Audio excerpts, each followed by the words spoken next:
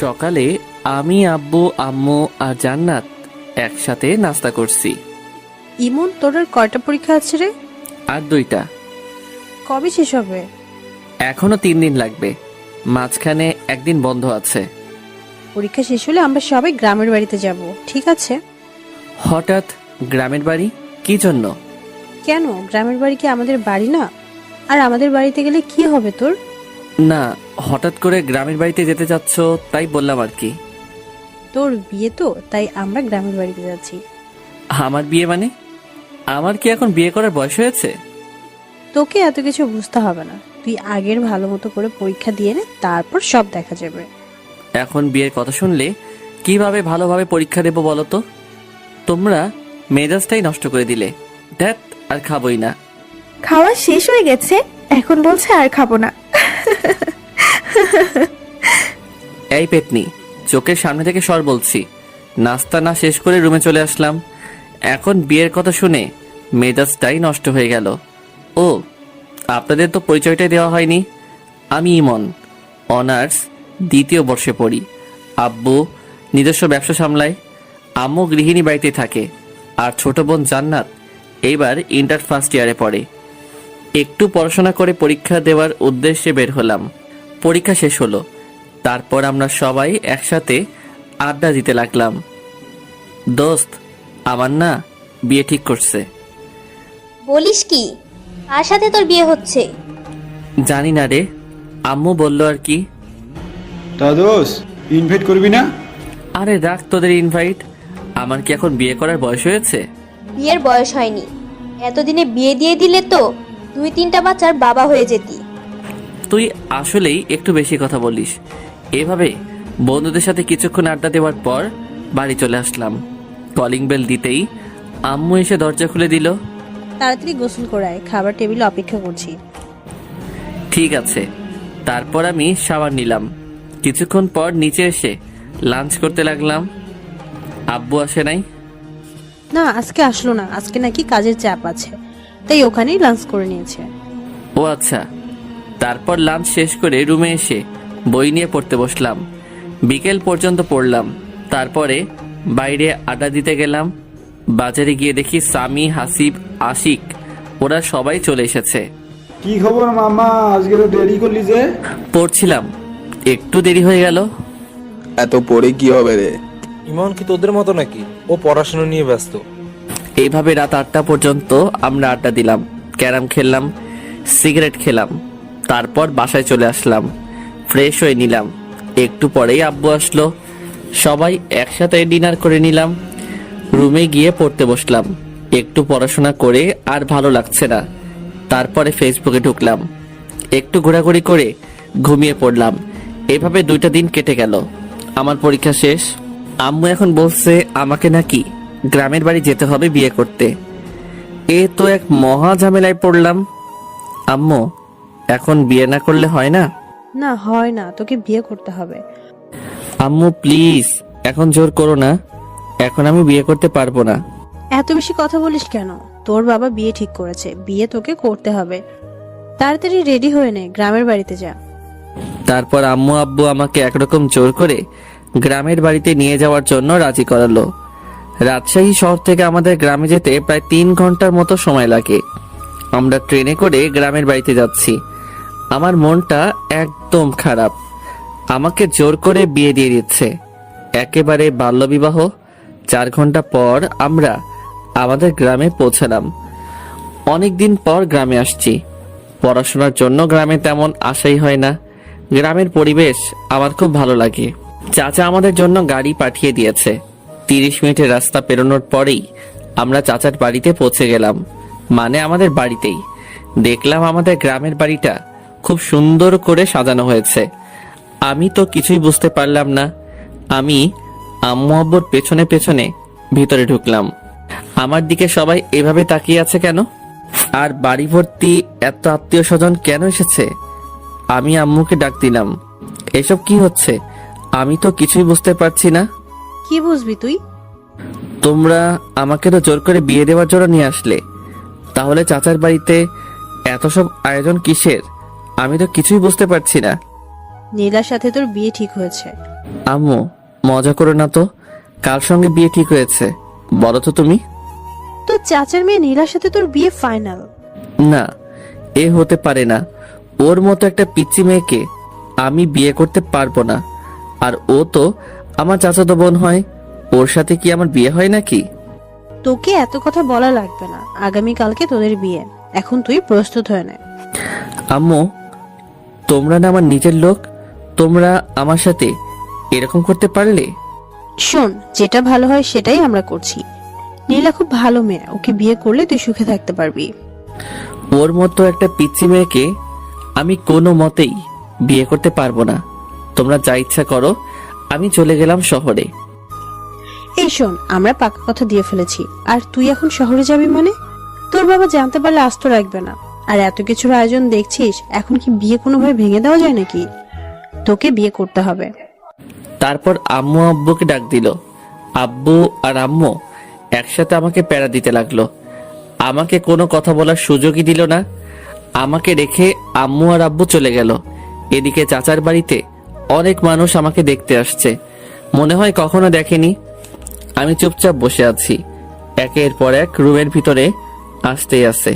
একটু পর নীলা ও তার সাথে কয়েকটা মেয়ে রুমের ভেতরে আসলো। কেমন আছো তুমি? তোরা তো আমাকে ভালো থাকতে দিচ্ছিস না। ও মা, হবু বউয়ের সাথে কেউ তুই করে কথা বলে নাকি? আরে রাখ তোর বউ, আমি তোকে কখনো বিয়ে করতে পারবো না। ছি ছি, কি সব বাজে কথা বলছো তুমি? শোনো, এরা হলো আমার বান্ধবী, তোমার সাথে পরিচয় করিয়ে দেওয়ার জন্য নিয়ে আসলাম। আমি কি বলবো ভেবে পাচ্ছি না। এরা তো সবাই একদল পিচ্চি। নীলা সবেমাত্র এসএসসি পরীক্ষা দিয়েছে। এসব পিচ্চিদের সাথে আমার একদমই কথা বলতে ইচ্ছে করছে না। আমি ফোনটা বের করে টিপতে লাগলাম। একটু পরে আবার নীলা আসলো। ওগো শুনছো, ওয়াশরুমটা ওইদিকে, যাও গিয়ে শাওয়ার নিয়ে আসো। নাকি আমার কোনো হেল্প লাগবে? নীলা শোন, আমি তোর ভাই না? ভাইয়ের সাথে কেউ এরকম বলে নাকি? হ্যাঁ, তোর আর আমার কখন এসব হয় নাকি? দেখো, তুমি যদি আর একবার ভাই বোনের কথা বলো, তাহলে কিন্তু আমি শাশুড়ি আম্মাকে বিচার দিব। চুপ তুই। তোর মতো একটা পিচ্চি মেয়েকে আমি কখনো বিয়ে করতে পারবো না। চোখের সামনে থেকে সর বলছি। নীলা মুখ গোমরা করে চলে গেল। আমি কি করব ও মুখ গোমরা করলে? ওর সাথে আমার কখনো এরকম হয় নাকি? একটু পর আম্মু আসলে রুমে। এই, তুই নীলাকে কি বলেছিস? কই কিছু বলি নাই তো। বলেছে আম্মু, আমার সাথে খুব খারাপ ব্যবহার করেছে, এমনকি আমাকে মেরেছে। আরে আজব তো, আমি তোকে কখন মারলাম? আম্মু আমাকে বকাবকি করতে শুরু করলো। থাক আম্মু, ওকে আর কিছু বলো না, এরপর থেকে কিছু বললে তারপর বলবে। আচ্ছা ঠিক আছে নীলামা, তুই বলছিস তাই শুনলাম, না হলে ওকে আজ আমি মারতাম। আম্মু, তুমি ওর জন্য আমাকে মারবে? হ্যাঁ, মারবই তো। আম্মু, তুমি আমাকে বিশ্বাস পর্যন্ত করছো না। চুপ তুই, নীলা যা বলে তাই কর বলছি। আম্মু চলে গেল। নীলা শুধু চুপি চুপি হাসছে। এটা কি হলো? কিছুই হলো না, তুমি আমার কথা না শুনলে এরকমই হবে, ঠিক আছে? তুই আমার সাথে এরকম করবি? এইরকমই করব। এখন যাও বলছি, শাওয়ার নিয়ে আসো। যাব না। তোর বাপের কি? কি এত বড় কথা? আম্মু! আমি অমনি নীলার মুখটা চেপে ধরলাম। কি করছিস কি? আম্মুকে ডাকার কি দরকার? আমি আম্মুকে বলবো তুমি আমাকে আবার মারছো। তুই মিথ্যে কথা বলবি? কই মিথ্যা বলছি, আম্মুকে ডাকবো? না থাক। ওকে যাও, শাওয়ার নিয়ে আসো। তোর কথা মতো নাকি? আবার থামো, দেখাচ্ছি মজা। এই বলে নীলা আমাকে ঠেলতে ঠেলতে ওয়াশরুমের মধ্যে নিয়ে গেল। ওয়াশরুমের ভিতরে গিয়ে দরজা বন্ধ করে দিল। এই এই এই, এটা কি করছিস তুই? বেশি কথা বলো না, চুপচাপ শাওয়ারের নিচে গিয়ে দাঁড়াও। কি? আমি তোর সামনে গোসল করব? যা বলছি তুই এখান থেকে। এই যে মিস্টার, চোখ নামিয়ে কথা বলো, নয়তো আমি কিন্তু চিৎকার করব। চিৎকার করবি মানে? চিৎকার করব, আর সবাইকে বলবো তুমি আমাকে ওয়াশরুমে নিয়ে এসে দরজা বন্ধ করে দিয়েছো। এই না না, এমন করিস না, আমার লক্ষ্মী বোন। কি? তুমি আবার আমাকে বোন বলছো? দাঁড়াও দেখাচ্ছি। এই বলে নীলা আমার একেবারে কাছে এসে আমার গলা জড়িয়ে ধরলো, আমাকে একটা লিপ কিস দিয়ে পালিয়ে গেল। ওর মতো একটা মেয়ে আমাকে কিস করলো। ওকে তো কোনোভাবে বিয়ে করা যাবে না, আমার জীবনটা একেবারে শেষ করে দেবে। তারপরে আমি শাওয়ার নিলাম।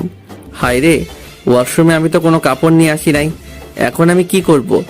এই অবস্থায় আমি কিভাবে বাইরে যাব? ওয়াশরুমের দরজা খুলে একটু মুখ বাড়াতেই দেখলাম নীলা বিছানার উপর বসে আছে। ওই নীলা, আমি না ওয়াশরুমের ভেতরে কিছুই নিয়ে আসি নাই। ব্যাগ থেকে আমার কিছু কাপড় দে না প্লিজ। এইভাবে বললে হবে না, মিষ্টি করে বলো, তারপরে আমি দিয়ে যাচ্ছি।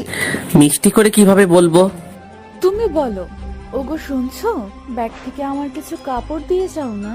কি আর করব, নীলার কথা শোনা ছাড়া আমার তো আর কোনো উপায় নেই।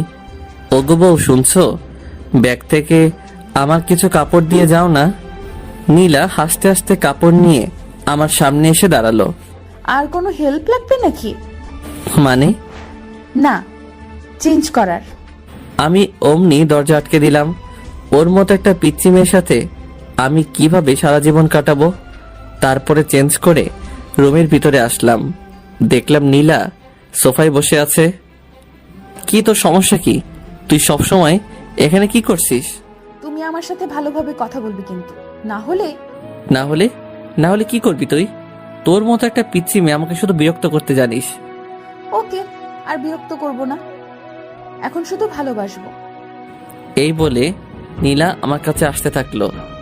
আমি আস্তে আস্তে পেছনে সরে যাচ্ছি। সরতে সরতে দেওয়ালের সাথে আটকে গেলাম। এই পিচ্চি, একদম কাছে আসবি তো বলছি। নীলা আস্তে আস্তে আমার একেবারে কাছে চলে আসলো। ভয় করছো কেন? কালই তো আমাদের বিয়ে, তারপর তো সব ঠিক হয়ে যাবে, তাই না? তুই সর বলছি। ওকে চলো, নিচে সবাই লাঞ্চ করার জন্য অপেক্ষা করছে। তুই যা, আমি তোর সাথে যাব না। বেশি কথা বলো না, একসাথে চলো বলছি, না হলে কিন্তু আবার কাছে আসবো। না না, কাছে আসিস না, চল তোর সাথে যাব। তারপর আমি নিচে গিয়ে লাঞ্চ করার জন্য একটা চেয়ারে গিয়ে বসলাম। সবাই আমাদের দিকে তাকিয়ে আছে। আমাদের বলতে আমার আর নীলার দিকে সবাই হা করে তাকিয়ে আছে। নীলার আম্মু মানে চাচি বলল, নীলা তুই জামাইয়ের পাশে গিয়ে বস। আমি তো একদম অবাক, চাচি আমাকে আগেই জামাই বলছে। না কোনো পাগলের পাল্লায় পড়লাম রে, যে কিছুই বুঝতে পারছি না। এদিকে নীলা আমার পাশের চেয়ারে বসে আমাকে শুধু বিরক্ত করে যাচ্ছে, পা দিয়ে শুধু আমার পায়ে টোকা দিচ্ছে।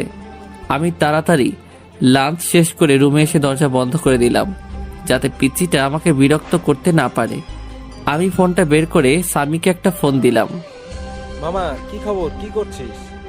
আর বলিস না, এখানে আমার একদম ভালো লাগছে না। কবে যে বাসায় আসবো রে? কেন ভালো লাগছে না কেন? এখানে সব পিচিদের পাল্লায় পড়েছি, আমার একদমই ভালো লাগছে না। আচ্ছা মামা, তাহলে থাক, আমরা সবাই এখন ব্যস্ত আছি, পরে কথা হবে। কিসের ব্যস্ত? আরে তোদের বাড়িটা সুন্দর করে সাজিয়ে দিচ্ছি মামা, আসল ঘরটা এমন করে সাজিয়েছি না, খেলা হবে। রাখ তোর খেলা। তারপরে ফোনটা কেটে দিলাম। ফেসবুকে ঢুকে অযথাই ঘোরাঘুরি করলাম, কিছুই যে ভালো লাগছে না। এদিকে তো ফেসবুকে শুধু মেসেজ আসতেই আছে, সবাই উইশ করছে, বিয়ের উইশ। আমি বুঝতে পারলাম না এত বন্ধু বান্ধব ফেসবুকে, এরা আমার বিয়ের কথা জানলো কিভাবে। তারপরে দেখলাম আশিক আমার বিয়ে নিয়ে ফেসবুকে একটা পোস্ট করেছে। মেজাজটাই তো গরম হয়ে গেল। তারপরে বিকেল হয়ে আসলো। এদিকে নীলা এসে বারবার আমাকে বিরক্ত করছে। একটু পরপরই আমার রুমে আসছে, এটা সেটা বলছে। ওর বান্ধবীরা আমাকে নিয়ে হাসাহাসি করছে। আমি বুঝতে পারলাম না ওদের মতো এক একটা পিচ্চিদের সাহস কিভাবে হয় আমাকে নিয়ে হাসাহাসি করার। আমি কিছুই বললাম না, কারণ এখানে অনেক আত্মীয় স্বজন আছে। ওরা যদি জানতে পারে তাহলে কি বলবে। তারপরে রাত হয়ে আসলো, বিয়েটা তাহলে হয়ে যাচ্ছে, আমি কিছু করতে পারছি না। কি আজব, চাচাতো বোনের সাথে বিয়ে, ভাবতেই কেমন লজ্জা লাগছে। তাও একটা পিচ্চি মেয়ে, যে কিনা এবার এসএসসি দিল মাত্র। বাইরে সবাই অনেক আনন্দ করছে, গান বাজছে খুব জোরে। আমি রুমের মধ্যে বসে আছি, নিচে সবাই যে যার মতো ব্যস্ত। রুমের মধ্যে বসে মোবাইল টিপতেছি, এমন সময় নীলা আসলো। কি ব্যাপার মশাই, একা একা রুমের মধ্যে? নিচে চলেন, সবাই অনেক মজা করছে। তোর সমস্যা কি? আমি একা থাকলে? তুই যা, আমি যাব না। শোনো, তোমাকে অনেক বলেছি তুমি আমার সাথে ভালোভাবে কথা বলবে। বলবো না, কি করবি তুই? ওকে, দেখাচ্ছি কি করি। এই, না না না না। তাহলে নিচে চলো, আমার সাথে নাচবে। কি, তোর সাথে নাচবো? তাও আবার আমি? এত অবাক হয়ে লাভ নেই, যাবে কিনা সেটা তাড়াতাড়ি বলো। কখনই যাব না, তুই যা তো। ওকে, দেখাচ্ছি। এই শোন, আমার না এত জোরে আওয়াজ একদম পছন্দ না। জোরে সাউন্ড হলে আমার মাথায় সমস্যা হয়, তার জন্যই আমি নিজে যেতে চাচ্ছি না আর কি। সত্যি বলছো? হ্যাঁ, একদম সত্যি। ওকে, তাহলে নিচে যাওয়া লাগবে না, আমরা দুজন এখানে বসে গল্প করব। এই শোন, এখন দুজন একসাথে থাকলে মানুষ কি বলবে? হ্যাঁ, কে কি বললো সেটা দেখার বিষয় না। আমি আমার জামাইয়ের সাথে বসে গল্প করছি, তাতে মানুষের কি? তোর জামাই হতে আমার বয়েই গেছে। ফিসফিস করে কি বললে? কই কিছু না তো, কিছু বলি নাই। এইভাবে দুজন অনেকক্ষণ ধরে বসে গল্প করলাম। গল্প নয় তো, অনেকটা ঝগড়ার মতো। এই নীলা শোন, আমার না এখন ঘুম পাচ্ছে, অনেক রাত হয়ে গেছে। তুই এখন যা, আমি ঘুমাবো। আর একটু থাকি না, কেন? তোমার সাথে কথা বলতে খুব ভালো লাগে। আচ্ছা, অনেক কথা বলেছিস, এখন যা, আমি ঘুমাবো। নীলা আমাকে একটা কিস করে চলে গেল। আমি এই পিচিটার জ্বালায় আস্তে আস্তে শেষ হয়ে যাচ্ছি। কি করেছে এই পিচির হাত থেকে রেহাই পাবো বুঝতে পারছি না। সকালে আম্মুর ডাকে ঘুমটা ভাঙলো। দেখলাম আম্মু আর জান্নাত এসেছে আমার রুমে। কখন উঠবে? আজ না তোর বিয়ে? বিয়ে হয়েছে তো কি হয়েছে? এত সকালে কেউ ঘুম থেকে ওঠে নাকি? এখানে কত মানুষ, তুই যদি এত দেরি করে ঘুম থেকে উঠিস তাহলে সবাই কি বলবে? তোকে নিয়ে হাসাহাসি করবে যে। আচ্ছা যাও, উঠছি। তারপর আমি উঠে ফ্রেশ হয়ে নিলাম। একটু পর আবার সেই প্যারার আগমন রুমে। শুভ সকাল। অশুভ সকাল? অশুভ মানে? তোকে এত বুঝতে হবে না। তুমি আমার সাথে এভাবে কেন কথা বলো? তোর মতো একটা পিচির সাথে কিভাবে কথা বলবো শুনি? একটু মিষ্টি করে কথা বলা যায় না? সবার সাথে যেভাবে কথা বলো আমার সাথে সেইভাবে কথা বলবে। কি দরকার? আচ্ছা, আম্মুকে ডাকি। কথায় কথায় এভাবে ভয় দেখানো কিন্তু ঠিক না। আমি তোর চেয়ে অনেক বড়, আমার সাথে ভালোভাবে কথা বলবি। আমি তো ভালোভাবে কথা বলতে চাই, তুমি তো আমার সাথে ভালোভাবে কথা বলো না। তুমি আমার সাথে ভালোভাবে কথা বললে আমি আমার আম্মুর ভয় দেখাবো না। ঠিক আছে। এখন চলো, ব্রেকফাস্ট করবে। তোর সাথে ব্রেকফাস্ট করব না, তুই কালকে আমাকে অনেক জ্বালিয়েছিস। আচ্ছা, আজকে একটুও জ্বালাবো না, চলো তুমি। সত্যি তো? হ্যাঁ সত্যি, চলো। তারপর ব্রেকফাস্ট করে নিলাম। রুমের মধ্যে বসে আছি, ছাদে যাচ্ছি, ফোন টিপসি। এভাবে দুপুর হয়ে আসলো। বিয়ের আয়োজন শুরু হয়ে গেল। আমি একটা সাদা পাঞ্জাবি পরেছি, একেবারে বুড়া বুড়া লাগছে। সাদা পাঞ্জাবি আমি আগে কখনো পরি নাই। আজকে আম্মু অনেক জোরাজোরি করলো তাই পরলাম। আর বিয়েতে নাকি সাদা কাপড় পরতে হয়। একটু পরে কাজী সাহেব বিয়ে পড়াতে শুরু করলো। আমি চুপচাপ বসে আছি, সবাই ছবি তোলা নিয়ে ব্যস্ত। এদিকে শহর থেকে আমার বন্ধু বান্ধব এবং আব্বুর অনেক বন্ধু বান্ধব অনেকেই আমার বিয়েতে। বিয়ের কার্যক্রম একেবারে শেষ, এখন বাড়িতে যাওয়ার পালা। চাচা চাচি নীলাকে আমার হাতে তুলে দিল। তারা অনেক কান্নাকাটি করছে, নীলাও অনেক কান্নাকাটি করছে। আমার তো একটু একটু হাসি পাচ্ছে। যাই হোক, চুপচাপ দাঁড়িয়ে থাকলাম। একটু পর আমরা আমাদের বাড়িতে যাওয়ার জন্য রওনা দিলাম। অনেক দূরের রাস্তা, যেতে যেতে প্রায় সন্ধ্যা পেরিয়ে যাবে। নীলা আমার পাশের সিটে বসে আছে, একটু পর পর আমার দিকে তাকাচ্ছে আর হাসছে। আমি তো পিচিটার কাহিনী দেখে একেবারে অবাক, কখনো কাঁদছে কখনো হাসছে, কিছুই বুঝতে পারছি না। কিছু দূর যাওয়ার পরে নীলা আমার কাঁধে মাথা রেখে ঘুমিয়ে পড়ল। এই প্রথম নীলার মুখের দিকে ভালো করে তাকাইলাম। বাহ, পিচ্চিটাকে দেখতে কিন্তু খুব সুন্দর লাগছে, একেবারে বউ বউ লাগছে। এই আমি কি সব ভাবছি, নীলার মতো একটা পিচ্চি মেয়েকে নিয়ে। ওকে তো আমি কোনোদিনও বউ হিসেবে মেনে নিব না। আমি কি সব আজে বাজে চিন্তা করছি। এভাবে নানান কথা ভাবতে ভাবতে সন্ধ্যায় বাড়িতে পৌঁছে গেলাম। গাড়ি থেকে নামতেই আমি রীতিমতো অবাক। ওয়াও, আমাদের বাড়িটাকে দেখতে কি সুন্দর লাগছে, কি সুন্দরভাবে লাইটিং করা হয়েছে। বাড়িটার সৌন্দর্য দেখে আমি মুগ্ধ হয়ে যাচ্ছি। বাড়ি দেখতে দেখতেই ভেতরে চলে আসলাম। আমি আমার রুমে যাব, অমনি দেখলাম দরজায় একটা তালা ঝুলানো। তারপরে দেখলাম সামি, আশিক, হাসিব সবাই দরজার সামনে চলে আসলো। কি খবর? এই সন্ধ্যায় বাসর ঘরে যাওয়ার জন্য এত আগ্রহ? না, বাসর ঘরে যাব মানে? আমি তো আমার রুমে যাচ্ছিলাম। বুঝেছি ভাই, আমাদের আর বোঝাতে হবে না, আর একটু ধৈর্য ধরে অপেক্ষা কর ভাই। আমি কোনো কথা না বলে পাশের রুমে ফ্রেশ হতে চলে গেলাম। আম্মু এসে আমাকে আরেকটা পাঞ্জাবি দিল, বলল তুই এই পাঞ্জাবিটা পর। আম্মু, সাদা কালারের পাঞ্জাবি পরতে একদম ভালো লাগে না। আমি এখন পাঞ্জাবি পরবো কেন? আমি এখন টি শার্ট পরবো। বাসুরাতে কেউ টি শার্ট পরে নাকি? আচ্ছা তুই থাম, আমি সাদাটা চেঞ্জ করে অন্য একটা কালারের পাঞ্জাবি নিয়ে আসছি। আচ্ছা ঠিক আছে। ফ্রেশ হয়ে বন্ধুদের সাথে আড্ডা দিতে লাগলাম। সবাই মিলে অনেক মজা করছি। সবাই তো শুধু বাসর ঘর করছে। আমার তো শুনতে একদমই ভালো লাগছে না। রাত 11টা বেজে গেল। আম্মু আব্বু এসে আমাকে বকাবকি করতে শুরু করে দিল। তোর বুদ্ধি বলতে কিছুই নেই। এখন রাত 11টা বেজে গেছে আর তুই এখনো বসে আছিস? যা তাড়াতাড়ি রুমে যা। মাথা নিচু করে চুপচাপ রুমে যাচ্ছি। দরজার সামনে যেতেই সামি আমার কাছে আসলো। মামা, বালিশের নিচে রাখা আছে। তোর শালা শত সামনে থেকে। তারপর আমি দরজা খুলতেই পুরোপুরি অবাক হয়ে গেলাম। রুমটা এত সুন্দর করে সাজানো আমি কিছুতেই বোঝাতে পারবো না। আমি এদিকে ওদিকে ঘুরে রুমটা দেখতে লাগলাম। বিছানাটাও খুব সুন্দর করে সাজানো। চোখ পড়লো নীলার দিকে।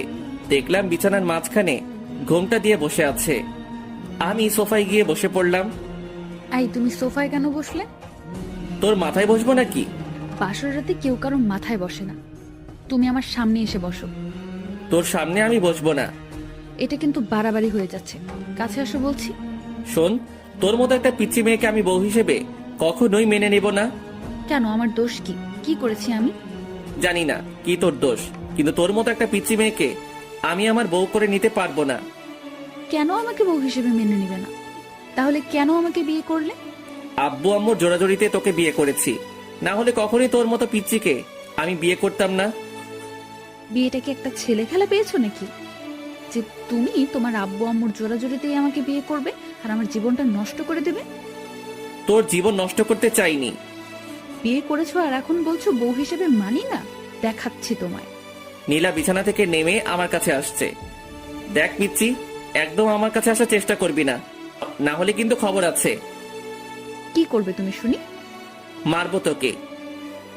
আম্মু, আম্মু, তোমার ছেলে আমাকে মারছে। এই পিচ্চি, চিৎকার করছিস কেন? আমি তোকে কখন মারলাম? মারতে চেয়েছো তো নাকি? মারতে চেয়েছি কিন্তু মারি নাই তো। আচ্ছা তোকে মারবো না, এখন আমি ঘুমাবো। আর একটা কথাও বলবি না।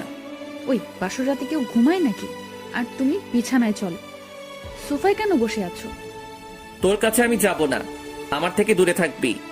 কি দূরে থাকবো? দাঁড়াও দেখাচ্ছি। এই বলে নীলা আমার কোলে এসে বসলো। এই পিচ্চি, কি করছিসটা কি? ওঠ বলছি। উঠবো না, আর তুমি এত কথা বলবে না, না হলে কিন্তু আমি চিৎকারও করব, তখন বুঝবে কি হয়। না, চিৎকার করিস না। তারপরে নীলা আমার হাত ধরে আমাকে বিছানায় নিয়ে গেল। তোর সঙ্গে একসাথে ঘুমাতে পারবো না। ঘুমাতে কে বলছে? তাহলে দেখবে। কি দেখবো? এই বলে নীলা আমাকে ধাক্কা দিয়ে বিছানায় ফেলে দিল। তারপরে আমার বুকের উপরে উঠে গলা জড়িয়ে ঠোঁটে ঠোঁট লাগিয়ে দিল। নীলা আমার বুকের উপরে থাকায় আমি কিছুতেই ওকে নামাতে পারছি না, আর এদিকে কিছু বলতেও পারছি না, কারণ চার ঠোঁট একসাথে বন্দী হয়ে আছে। অনেকক্ষণ পর নীলা আমাকে ছাড়লো। দুজনেই অনেক হাঁপাচ্ছি, কেউ কোনো কথা বলতে পারছি না। একটু পরে নীলা আমার বুকের উপর মাথা রেখে শুয়ে পড়লো। এই পিচ্চি, তোকে অনেকক্ষণ থেকে সহ্য করছি, এখন আমার উপর থেকে নাম বলছি। শোনো, তুমি বেশি কথা বলবে না বলছি, না হলে কিন্তু আমি আম্মুর কাছে বিচার দিব, আর তারপরে কি হবে তুমি ভালোভাবেই বুঝতে পারছো। আমি আর কোনো কথা বললাম না, কারণ কথা বলার কোনো রাস্তা নেই। সব রাস্তা এই পিচি শয়তানি আটকে দিয়েছে। আমি শুধু ভাবছি এই পিচির হাত থেকে কিভাবে রেহাই পাবো। আল্লাহ, তুমি আমাকে এর হাত থেকে বাঁচাও। আমি আর পারছি না, এইটুকু একটা মেয়েকে কিভাবে নিজের বউ করে নেব বুঝতে পারছি না। তাও আমার চাচাতো বোন, মেনে নেওয়া একেবারে অসম্ভব। এই নীলা, এবার আমার উপর থেকে নাম, নেমে ঘুমা, অনেক রাত হয়েছে। বাসর রাতে কেউ ঘুমায় না। ওকে, আমার উপর থেকে নাম, আমার অনেক ভারী লাগছে তো। তারপরে নীলা আমার উপর থেকে নামলো, কিন্তু ছাড়লো না, মানে পাশ কাটিয়ে আমাকে জড়িয়ে ধরে আছে। দেখ নীলা, অনেক জার্নি করেছি, আমার ভীষণ টায়ার্ড লাগছে, আমাকে ঘুমাতে হবে, না হলে অসুস্থ হয়ে পড়বো। আরো অনেক কিছু বাকি আছে। আর তুমি এখনই ঘুমাবে? মানে? মানে বসো না, তুমি তো অনেক বড়, আমাকে পিচ্ছি বলো, আর তুমি বোঝো না? আমি এইটুকু মেয়ের কথা শুনে একেবারে অবাক হয়ে যাচ্ছি। নীলা দেখ, জোর করে ভালোবাসা পাওয়া যায় না। আমি জোর করে আমার স্বামীর ভালোবাসা আদায় করে নিব। আমি পাশ কাটিয়ে অন্যদিকে ঘুরলাম। নীলা আমাকে পেছন থেকে জড়িয়ে ধরছে। নীলা হয়তো আমার আদর পাওয়ার জন্য অপেক্ষা করছে, কিন্তু আমি এই পিচ্চি মেয়েটাকে কিছুতেই বউ হিসেবে মানতে পারছি না। নীলা নড়াচড়া করছে, আমি চুপচাপ শুয়ে আছি। একটু পর পর আমাকে ছাড়ছে, আবার জড়িয়ে ধরছে। অনেকক্ষণ পর লক্ষ্য করলাম নীলা আর নড়ছে না, হয়তো ঘুমিয়ে পড়েছে। আমিও এটা সেটা ভাবতে ভাবতে ঘুমিয়ে পড়লাম। সকালে ঘুম থেকে উঠে আমি নীলাকে দেখে চমকে উঠলাম। কি যে বলবো বুঝতে পারছি না। নীলার শাড়ি একেবারে এলোমেলো হয়ে আছে। আমি তো প্রথমবার দেখে ভীষণ লজ্জা পেয়েছি। এইটুকু একটা পিচ্চি মেয়ে যে কিনা নিজের শাড়ি সামলাতে পারে না, সে আমাকে কিভাবে সামলাবে? আমি অন্যদিকে তাকিয়ে নীলার শাড়িটা ওর গায়ের উপর দিতেই ও আমার হাত চেপে ধরলো। আমি বুঝতে পারলাম ও মজা করছে, মানে জেগে আছে। হাত ছাড় বলছি। চলো, তোমার জন্য অপেক্ষা করছিলাম। কোথায় যাব? গোসল করতে। আমি এত সকালে গোসল করি না। এখন থেকে প্রতিদিন সকালে গোসল করতে হবে। বললাম তো আমি সকালে গোসল করি না, তুই যা। এই, রাতে কি করলে ভুলে গেছো? এখন গোসল করবে না বললেই হবে? চলো বলছি। এই ওয়েট, রাতে কি করলাম মানে? তুই কি বলতে চাচ্ছিস? ওসব কথা আমি বলতে পারবো না, তুমি তাড়াতাড়ি গোসল করবে, চলো। এই বলে নীলা আমাকে টানতে টানতে ওয়াশরুমের মধ্যে নিয়ে গেল। আমি তো একেবারে ভেবাচেকা খেয়ে গেলাম।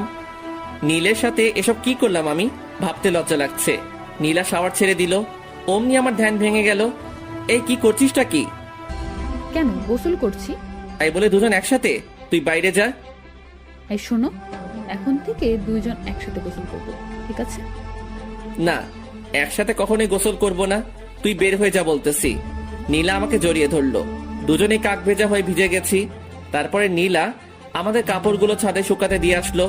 আমি রুমের মধ্যে বসে আছি। একটু পর নীলা আসলো, এসে চিরুনি করতে লাগলো। নীলা একটু পর পর আমার দিকে তাকাচ্ছে আর হাসছে। আমি তো শুধু রাতের কথাই ভাবতেছি, কি করলাম এগুলা। জান্নাত রুমের মধ্যে আসলো। ভাইয়া, তোমরা নিচে চলো, ব্রেকফাস্ট করার জন্য সবাই বসে আছে। তারপরে আমরা তিনজন একসাথে নিচে গেলাম, গিয়ে ব্রেকফাস্ট করতে লাগলাম। আম্মু খাবার সার্ভ করে দিচ্ছে। বড় আম্মু, এগুলো আমাকে দাও, আমি সার্ভ করে দিচ্ছি। তুমি বরং বসে পড়ো, একসাথে খেয়ে নাও। এই পাগলি মেয়ে, এখন তো আমি তোর বড় আম্মু নই, এখন আমাকে শুধু আম্মু বলে। ঠিক আছে আম্মু, তুমি বসে পড়ো, আমি সার্ভ করছি। এই না, তুই তো অনেক ছোট, তুই এখন এগুলো করবি না, বড় হয়ে তারপরে করবি। ঠিক আছে আম্মু। তারপরে আমি ব্রেকফাস্ট শেষ করে ছাদে গেলাম। বসে বসে শুধু রাতের কথাই ভাবছি, কি বলতে কি করে ফেললাম। একটু পরে আশিক, হাসিব, সামি এরা ছাদে আসলো। কি খবর মামা, কেমন এনজয় করলি? খুব ভালো, তোরাও এবার একটা করে বিয়ে করে ফেল। করব করব, সময় হলে ঠিকই করব। তাড়াতাড়ি। এভাবে বন্ধুদের সাথে অনেকক্ষণ আড্ডা দিলাম। একটু পর নীলার বাড়ির লোকজন আসবে। আব্বু আমাকে বাড়িতে থাকতে বলেছে। আশিক, হাসিব এরা সবাই নিচে চলে গেল, ওদের নাকি কিছু কাজ আছে। আমি ছাদে বসে আছি, রুমে যাচ্ছি না, কারণ রুমে গেলে নীলা দুষ্টামি করতে শুরু করবে। কিছুক্ষণ পর নীলা আমাকে খুঁজতে খুঁজতে ছাদে চলে আসলো। তুমি এখানে কি করছো? আর আমি তোমাকে সারা বাড়ি খুঁজে পাচ্ছি না। আমাকে কেন খুঁজছিস? না, এমনি। তুমি আমার কাছাকাছি না থাকলে আমার ভালো লাগে না। কিন্তু আমার তোর কাছে থাকতে একদম ভালো লাগে না, তাই তোর থেকে দূরে আছি। যা, এখন তুই নিচে যা, আমাকে আমার মতো থাকতে দে। শোনো, তুমি কিন্তু এরকম করলে আমি আম্মুর কাছে বিচার দিব। কি বারবার আম্মু আম্মু করে ভয় দেখাস? যা তো চোখের সামনে থেকে। নীলা ছাদ থেকে নিচে চলে গেল। একটু পর আম্মুকে ডেকে নিয়ে আসলো ছাদে। এই, তুই বৌমার সাথে ভালোভাবে কেন কথা বলিস? কই, ভালোভাবেই তো কথা বলি। না আম্মু, আমার সাথে একদম ভালোভাবে কথা বলে না, আমাকে শুধু কথায় কথায় ধমক দেয়। এরপর থেকে যদি বৌমার সাথে এরকম ব্যবহার করিস তাহলে কিন্তু খবর আছে। তোর আব্বুর সাথে সবকিছু বলবো, তারপর বুঝবি। না আম্মু, এরপর থেকে আর ধমক দিয়ে কথা বলবো না। এবার থেকে ভালোভাবে কথা বলবো, ঠিক আছে? আচ্ছা ঠিক আছে, এরপর থেকে আর যেন এরকম কিছু না শুনি। আচ্ছা ঠিক আছে আম্মু। তারপরে আম্মু চলে গেল। নীলা মুচকি হাসছে। এই পিচ্ছি, আমাকে বারবার বকা খাওয়াতে তোর বুঝি ভালো লাগে? না, একদমই ভালো লাগে না। আমার প্রাণের স্বামী ছোট বাচ্চাদের মতো তার আম্মু আব্বুর কাছে বকা খায়, এগুলো আমার একদমই ভালো লাগে না। তাহলে কেন বারবার আম্মুর কাছে বিচার দিস? কারণ তুমি আমার সাথে ভালোভাবে কথা বলো না, আমার কথা একটাও শোনো না। আচ্ছা, এবার থেকে শুনবো। আর শোন, রাতের ওই বিষয়টার জন্য সরি। আসলে আমি ঘুমের মধ্যে কি করেছি বুঝতে পারি নাই। প্লিজ তুই কিছু মনে করিস না। কি হলো, হাসছিস কেন? তুমি তো রাতে কিছুই করনি, আমি এমনিতেই মজা করে ওগুলো বলেছিলাম। কি শয়তাননি, তুই আমার সাথে একদম এগুলো করবি না। আচ্ছা, এবার থেকে আর ওরকম করব না। চলো এবার নিচে চলো। নিচে যাচ্ছি। এমন সময় নীলা চিৎকার দিয়ে উঠলো। অমনি আম্মু আর জান্নাত চলে আসলো। কি হয়েছে, চিৎকার করলি কেন? আম্মু পায়ে মচকা লেগেছে। কি ব্যাপার ইমন, তুই থাকতে নীলার পায়ে মস্কা লাগলো কিভাবে? আজব তো, ওর পায়ে মচকা লাগলে সেটা আমি কিভাবে বলবো? আম্মু, আমি কিছুতেই হাঁটতে পারছি না, পায়ে খুব ব্যথা করছে। ইমন, তুই নীলাকে কোলে করে রুমে নিয়ে যা। কি? আমি কাউকে কোলে নিতে পারবো না। যেটা বলছি সেটা কর। কি আর করব? নীলাকে কোলে করে রুমে নিয়ে গেলাম। আম্মু ফ্রিজ থেকে বরফ দিয়ে গেল আর বলল নীলার পায়ে বরফ দিয়ে দিতে। আমি আম্মুর কথা মতো নীলার পায়ে বরফ দিয়ে দিলাম। নীলা শুধু আমার দিকে তাকিয়ে মুচকি হাসছে। হাসছিস কেন? আমি কোনো ব্যথা পাইনি, শুধু তোমার কোলে ওঠার জন্য এগুলো করলাম। কি? থাম, তোকে দেখাচ্ছি। এই বলে আমি নীলাকে বালিশ দিয়ে মারতে শুরু করলাম। নীলা দৌড়ে দৌড়ে পালাচ্ছে, আমিও ওর পিছু পিছু দৌড়াচ্ছি। তারপরে এই বলে আমি নীলাকে বালিশ দিয়ে মারতে শুরু করলাম। নীলা দৌড়ে দৌড়ে পালাচ্ছে, আমিও ওর পিছু পিছু দৌড়াচ্ছি। তারপরে নীলা হোঁচট খেয়ে মেঝেতে পড়ে গেল। ও মা গো, মরে গেলাম। তুই আবার আমাকে বোকা বানাচ্ছিস? থাম, তোকে দেখাচ্ছি। এই বলে আমি নীলাকে বালিশ দিয়ে মারতে শুরু করলাম। নীলা পায়ে হাত দিয়ে বসে আছে। শোনো, আমি সত্যিই বলছি, এবার আমার পায়ে খুব লেগেছে, খুব ব্যথা পাচ্ছি। কই দেখি তোর পা। দেখলাম নীলার পা অনেকটা ফুলে আছে। আমি বুঝতে পারলাম এবার ওর পায়ে সত্যি সত্যি লেগেছে। আমি নীলাকে উঠিয়ে বিছানায় শুইয়ে দিলাম। তারপর নীলার পায়ে বরফ লাগিয়ে দিলাম। একটু পর নীলার বাড়ির লোকজন আসলো। আমি আর নীলা সবার সাথে কথা বললাম। আম্মু বলল আমাকে নাকি আজকে নীলার বাড়িতে যেতে হবে, এটা নাকি নিয়ম। আমি অনেক অজুহাত দেখিয়ে না যাওয়ার চেষ্টা করলাম, কিন্তু আমাকে জোর করে পাঠিয়ে দিল। বিকেলের দিকে আমি নীলা আর জান্নাত রওনা দিলাম শ্বশুর বাড়িতে। পৌঁছাতে পৌঁছাতে রাত্রি হয়ে গেল। ওখানে পৌঁছে ফ্রেশ হয়ে ডিনার করে নিলাম। নীলার বাড়িতে এখনো অনেক আত্মীয় স্বজনরা আছে। এখানে এসে জামাই আদর ভালোই পেলাম। রাতে রুমে বসে আছি, এমন সময় নীলা আসলো। এই চলো না, দুজন ছাদে ঘুরে আসি। ভালো লাগছে না, তুই যা। তুমি সবসময় এরকম করো কেন? কি রকম করি? এই যে, আমার একটা কথাও শোনো না। এই রাত্রিবেলা কেউ ছাদে যায় নাকি? আচ্ছা, ছাদে যাওয়া লাগবে না, আমার কাছে আসো। তোর কাছে যাবো মানে? আমার কাছে আসো, আমি তোমাকে আদর করব। এই আমি কি ছোট নাকি যে আমাকে আদর করা লাগবে? আর তোর আদর নেওয়ার ইচ্ছা আমার নেই। ইচ্ছা না থাকলেও নিতে হবে। তুমি আমার স্বামী, আমি সবকিছু করতে পারি। এই বলে নীলা আমার দিকে এগিয়ে আসতে লাগলো। আমি বসা থেকে উঠে দাঁড়ালাম আর আস্তে আস্তে পিছনে সরতে লাগলাম। নীলা আমার কাছে এসে আমাকে জড়িয়ে ধরলো। আমি নীলাকে ছাড়াতে পারছি না। ওর শরীরে হাত দিয়ে আমি ওকে ছাড়াবো কিভাবে? ওকে ছাড়তে বলবো এমন সময় নীলা আমার মুখ বন্ধ করে দিল। এখন শুধু শব্দ করতে পারছি, এর বেশি কিছু বলতে পারছি না। একটু পর নীলা ওর ঠোঁট সরিয়ে নিল আর আমার বুকে মাথা লুকালো। আমাকে খুব শক্ত করে জড়িয়ে ধরলো। তুই আমার ইচ্ছার বিরুদ্ধে এগুলো করতে পারিস না, আমি তোকে বউ হিসেবে মানি না। আস্তে আস্তে সব মেনে নেবে, এখন শুধু আমাকে সহ্য করো। আর বেশি কিছু করতেই পারবে না, আর এর বেশি কিছুই করতে পারবে না। জোর করে ভালোবাসা পাওয়া যায় না। আমি জোর করেই ভালোবাসা আদায় করে নেব। আমার ঘুম পাচ্ছে, আমাকে ছাড়। তুই আজ কোনো ঘুম হবে না, আজ সারা রাত শুধু রোম্যান্স হবে। তুই পিচ্ছি মেয়ে, তুই রোমান্সের কি বুঝিস? অনেক কিছুই বুঝি। আমি নীলার কাছ থেকে ছুটে বিছানায় এসে শুয়ে পড়লাম। নীলা এসে আবারও পাশে শুয়ে পড়লো। আমি নীলার বিপরীত দিকে তাকাইলাম। নীলা আমাকে পেছন থেকে জড়িয়ে ধরলো। আমি বারবার ছাড়তে বললাম, কিন্তু ও ছাড়লো না। আসলে নীলা আমার কোনো কথাই শোনে না, ওর যেটা মন চায় সেটাই করে। নীলা জোর করে আমার মাথা ওর দিকে ঘুরিয়ে নিল। এই কি চাস তুই বলতো? আমার দিকে তাকিয়ে দেখো আমার কি লাগবে। সেটা তুই কখনোই পাবি না। বৃথা চেষ্টা করিস না, আমাকে ছেড়ে দে। নীলা এবার চোখ বড় বড় করে তাকালো। আমার তো কেমন ভয় লাগছে ওকে দেখে।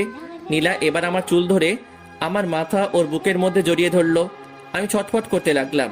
এইটুকু একটা পিচ্চিমের কারবার দেখে আমি জোরে নড়াচড়া করতে পারছি না। নীলা খুব শক্ত করে আমার চুল ধরে আছে। একটু নড়তেই আমার চুলে লাগছে। এভাবে নীলার অত্যাচার সহ্য করতে হলো প্রায় 2 ঘন্টার মতো। নীলা ঘুমিয়ে পড়েছে, কিন্তু আমাকে ছাড়ছে না। আমি কোনোভাবেই ওর কাছ থেকে নিজেকে ছাড়াতে পারলাম না। ভাবছি কি করা যায়। মাথায় একটা বুদ্ধি এলো। এখান থেকে বাড়িতে গিয়ে আমি ঢাকায় চলে যাব। ঢাকায় গিয়ে একটা জব করব, আর নীলাকে বাসায় রেখে যাব, যাতে ওর অত্যাচার আমাকে না সহ্য করতে হয়। বাহ, দারুণ বুদ্ধি পেলাম। একটু পরে আমি ঘুমিয়ে পড়লাম। সকালে ঘুম থেকে উঠে আমি আজকেও অবাক। নীলা শাড়ির মধ্যে আমাকে পিছিয়ে নিয়েছে, একেবারে 2-3টা প্যাচ দিয়েছে। কি করব বুঝতে পারছি না। এখান থেকে বেরোতে লাগলে নীলার শাড়ি খুলে যাবে। আমি খুব ভালোভাবে বুঝতে পারছি এগুলো ও নিজের ইচ্ছাতেই করে। না জানি ঘুমের মধ্যে আরো কত কিছুই না করে। আমি নীলার শাড়ির মধ্যে থেকে বের হওয়ার চেষ্টা করছি, কিন্তু বের হতে পারছি না। আমি একটু নাড়াচাড়া করতেই নীলা চোখ খুলল। আমি জানতাম তুমি আমার কাছে আসবেই। এই চুপ কর, আমার মোটেও তোর কাছে আসার কোনো ইচ্ছা নেই। তুই আমাকে তো শাড়ির মধ্যে প্যাচ দিয়েছিস। ওমা, আমি কোথায় প্যাচ দিলাম? তুমি নিজেই এসেছো, আমি বুঝতে পারছি। এই চুপ, আর একটা কথা বলবি না। আমাকে বের হতে দে। তারপরে নীলা ওর শাড়ি খুলে ফেললো। আমি চুপচাপ বিছানা থেকে উঠে ওয়াশরুমে গেলাম। আমি ফ্রেশ হয়ে আসলাম। তারপরে নীলা ফ্রেশ হতে গেল। একটু পরে নিচে গেলাম ব্রেকফাস্ট করতে। ব্রেকফাস্ট করছি এমন সময় চাচি বলল, এখন তো আর চাচি না, এখন আমার শাশুড়ি আম্মা। ইমন, তুমি তো আর গ্রামে আসো না। আজকে নীলার সাথে গ্রামটা ঘুরে দেখো, ঠিক আছে? আচ্ছা ঠিক আছে। আমি কি ভাইয়ের সাথে যেতে পারি না? অবশ্যই, তুমিও যাবে। একসাথে সবাই গ্রামটা ঘুরে দেখবে। আচ্ছা ঠিক আছে, আমরা এখনই যাব। তারপর ব্রেকফাস্ট শেষ করে আমরা 3 জন বেরিয়ে পড়লাম গ্রামটা ঘুরে দেখতে। গ্রাম আমার ভীষণ ভালো লাগে। এখানকার পরিবেশটা কত সুন্দর, কোনো শব্দই নেই। গ্রামের পাশে একটা নদী আছে, নদীর পাশ দিয়ে ঘুরে বেড়াচ্ছি। নদীর সৌন্দর্য অনেক, দুপাশে অনেক কাশফুল। এভাবে নীলার অত্যাচার আর সকালে বিকেলে গ্রামের সৌন্দর্য দেখে দেখে 2টা দিন কেটে গেল। আজ সকালে আমরা শহরে যাব। সবাই নিজ নিজ রেডি হচ্ছি। সবার কাছ থেকে বিদায় নিয়ে রওনা দিলাম শহরের উদ্দেশ্যে। আমাদের বাসায় পৌঁছাতে পৌঁছাতে দুপুর পেরিয়ে গেল। বাসায় এসে ফ্রেশ হয়ে নিলাম। আম্মু লাঞ্চ করার জন্য ডাকলো, কিন্তু লাঞ্চ করলাম না, অনেক টায়ার্ড। তাই সরাসরি রুমে গিয়ে ঘুমিয়ে পড়লাম। বিকেলের দিকে ঘুম ভাঙলো। ঘুম ভাঙতে দেখলাম আমার পাশে নীলা ঘুমিয়ে আছে। আমি উঠে ফ্রেশ হয়ে নিলাম। তারপরে বাইক নিয়ে বেরিয়ে পড়লাম। অনেক দিন থেকে বন্ধুদের সাথে আড্ডা দেওয়া হয়নি। আমি বাজারে পৌঁছালাম। বাড়ি থেকে বের হওয়ার সময় সবাইকে ফোন দিয়ে চলে আসতে বলেছি, কিন্তু এখনো কেউই আসেনি। কিছুক্ষণ অপেক্ষা করার পর আশিক আসলো। কি খবর, কেমন আছিস? এই তো ভালো আছি, তুই কেমন আছিস? বিয়ে করে তো আমাদের ভুলে গেলি। আরে না, তোদের সবাইকে খুব মিস করি। ও আচ্ছা, ভাবির কি খবর, কেমন আছে? হ্যাঁ ভালো আছে। এইভাবে দুজনে বসে গল্প করছি। কিছুক্ষণ পর হাসিব আর সামি আসলো। আমরা 4 জন ক্যারাম খেলতে শুরু করলাম। আমরা নিয়মিত ক্যারাম খেলি। কিছুদিন না খেলায় আমি তেমন খেলতে পারছি না। ক্যারাম খেলছি আর সিগারেট টানছি। কখন যে রাত হয়ে গেছে বুঝতেই পারি নাই। আমরা সবাই যে যার বাসায় চলে আসলাম। আমার বাসায় পৌঁছাতে পৌঁছাতে রাত 9টা বেজে গেল। কলিং বেল দিলাম, আম্মু এসে দরজা খুলে দিল। আচ্ছা তোমরা যাও, আমি ফ্রেশ হয়ে আসছি, তারপরে আমি ওয়াশরুমে যাব। এমন সময় নীলা এসে সামনে দাঁড়ালো। কি সমস্যা তোর, সামনে দাঁড়িয়েছিস কেন? তুমি কোথায় গিয়েছিলে আমাকে না বলে? কোথায় যাব না যাব সেটা কি তোকে বলে যেতে হবে নাকি? আই ওয়েট, তুমি কি খেয়েছো? কি খেয়েছি মানে? তুমি স্মোক করো, সিগারেটের গন্ধ বের হচ্ছে। শর্ত সামনে থেকে। আমি নীলার পাশ কাটিয়ে ওয়াশরুমে গেলাম। তারপরে ফ্রেশ হয়ে নিচে গেলাম ডিনার করতে। দেখলাম আম্মু, আব্বু, জান্নাত, নীলা সবাই বসে আছে আমার জন্য। একসাথে ডিনার করবে, তাই আমি গিয়ে বসে পড়লাম। আম্মু খাবার সার্ভ করতে শুরু করলো। আম্মু, তুমিও বসে পড়ো, আমাদের সাথেই খাবে। আচ্ছা ঠিক আছে, বসছি, তোরা খেতে শুরু কর। আব্বু, আমার কিছু কথা ছিল। হ্যাঁ বলো। আব্বু, আমি এখন জব করব। অনেক তো বসে থাকলাম, এখন একটা কোনো কাজ করি। তাছাড়াও এখন তো বিয়ে করেছি, একটা জব করা দরকার। না, তোকে কোনো জব করতে হবে না। দেখ, ভালো লাগে না। আমার একটা কথাও তোমরা শোনো না। আমি ডিনার না শেষ করে রুমে চলে আসলাম। নীলার কাছ থেকে বাঁচার একটা বুদ্ধি পেলাম। এটাও আব্বু বন্ধ করে দিল। এখন কি করব? কিভাবে এই পিচ্চি শয়তান্নির হাত থেকে বাঁচবো? একটু পরেই নীলা আসলো। নীলা এসে দরজা লক করে দিল। এই, তোমার সমস্যা কি? কোনো সমস্যা নেই। বলো বলছি। এই শোন, মাথা এমনিতেই গরম হয়ে আছে, আর রাগিয়ে দিস না বলছি। আমি বুঝতে পেরেছি, তুমি আমার হাত থেকে বাঁচার জন্য বাইরে জব করতে যেতে চাচ্ছ। একটা কথা শুনে রাখো, আমার হাত থেকে তোমার নিস্তার নেই। তুমি যেখানেই যাও, আমি সব সময় তোমার পাশে থাকবো। তুই আসলেই একটু বেশি কথা বলিস। বেশি দেখছোটা কি? এখন দেখবে। মানে কি বলছিস? মানে তুমি স্মোক করো। এখন আমি সরাসরি আম্মুকে বলে দিব। তুই দেখেছিস আমি স্মোক করি? দেখি নাই, তবে গন্ধ পেয়েছি। এখনই আমি আম্মুকে বলছি। এই বলে নীলা বাইরের দিকে যেতে লাগলো। আমি ওর হাতটা ধরলাম। এই, আম্মুকে বলিস না প্লিজ। এর আগে আম্মু অনেক বকাবকি করেছিল, এমনকি আমাকে চর মেরেছিল। আচ্ছা বলবো না, আমার কয়েকটা শর্ত আছে। এগুলো শুনলে আমি আর আম্মুকে বলবো না। কি শর্ত? শর্তগুলো মানতে হবে কিন্তু, না হলে আমি সরাসরি আম্মুর কাছে যাব আর গিয়ে বলবো, আম্মু তোমার ছেলে আমাকে মেরেছে, আমার সাথে খারাপ ব্যবহার করেছে এবং সিগারেট খেয়েছে। আচ্ছা কি শর্ত বল? আমার সাথে ভালো করে কথা বলতে হবে, মানে তুমি করে কথা বলতে হবে। এসব তুই চলবে না, আমি যা বলবো সেগুলো তোমাকে শুনতে হবে। কখনোই পারবো না। ওকে, তাহলে যাই আম্মুর কাছে, গিয়ে বলি তার ছেলে সিগারেট টানার গল্প। না, বলিস না। তাহলে আমার কথা শুনতে হবে। আচ্ছা ঠিক আছে, শুনবো। থ্যাংক ইউ, এ বলে একটা কিস বসিয়ে দিল। আমি শুধু মাথা নিচু করে থাকলাম, কিছুই করতে পারছি না। আবার একটা বুদ্ধি বের করতে হবে। আই, কি ভাবছো? না, কিছু না। ওকে, তাহলে এখন আমাকে একবার জড়িয়ে ধরো। পারবো না, সর। দুইটা অপরাধ করলে। দুইটা মানে? এক, আবার তুই করে কথা বলছো, আর দুই, আমার কথা শোনো নাই। আচ্ছা তুমি করে না বললে হয় না? না হয় না, জড়িয়ে ধরো বলছি। কি আর করব, ইচ্ছা না থাকা সত্ত্বেও নীলাকে হালকা করে জড়িয়ে ধরলাম। নীলা মুচকি হাসলো আর আমাকে শক্ত করে জড়িয়ে ধরলো। নীলা প্লিজ, তুমি আমার কাছ থেকে স্বামীর অধিকার চেও না। আচ্ছা চাইবো না, সময় হলে তুমি এমনিতেই দিবে। আচ্ছা ঠিক আছে, এখন ঘুমাই তাহলে। ঠিক আছে চলো। আজ অন্যদিকে তাকিয়ে ঘুমানোর আগেই নীলা আমাকে সামনাসামনি জড়িয়ে ধরলো। কি করব কিছুই বুঝতে পারছি না। আস্তে আস্তে এই পিচ্চি মেয়েটার মায়ায় পড়ে যাচ্ছি। নীলার প্রতি কি আমার বেশি অন্যায় করা হচ্ছে না?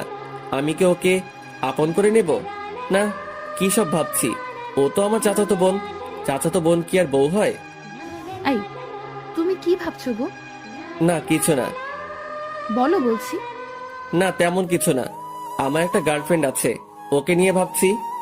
সত্যি বলছো? হ্যাঁ। তুমি না এখন বিয়ে করেছো? তোমার গার্লফ্রেন্ড থাক বা না থাক, সবকিছু ভুলে যাও।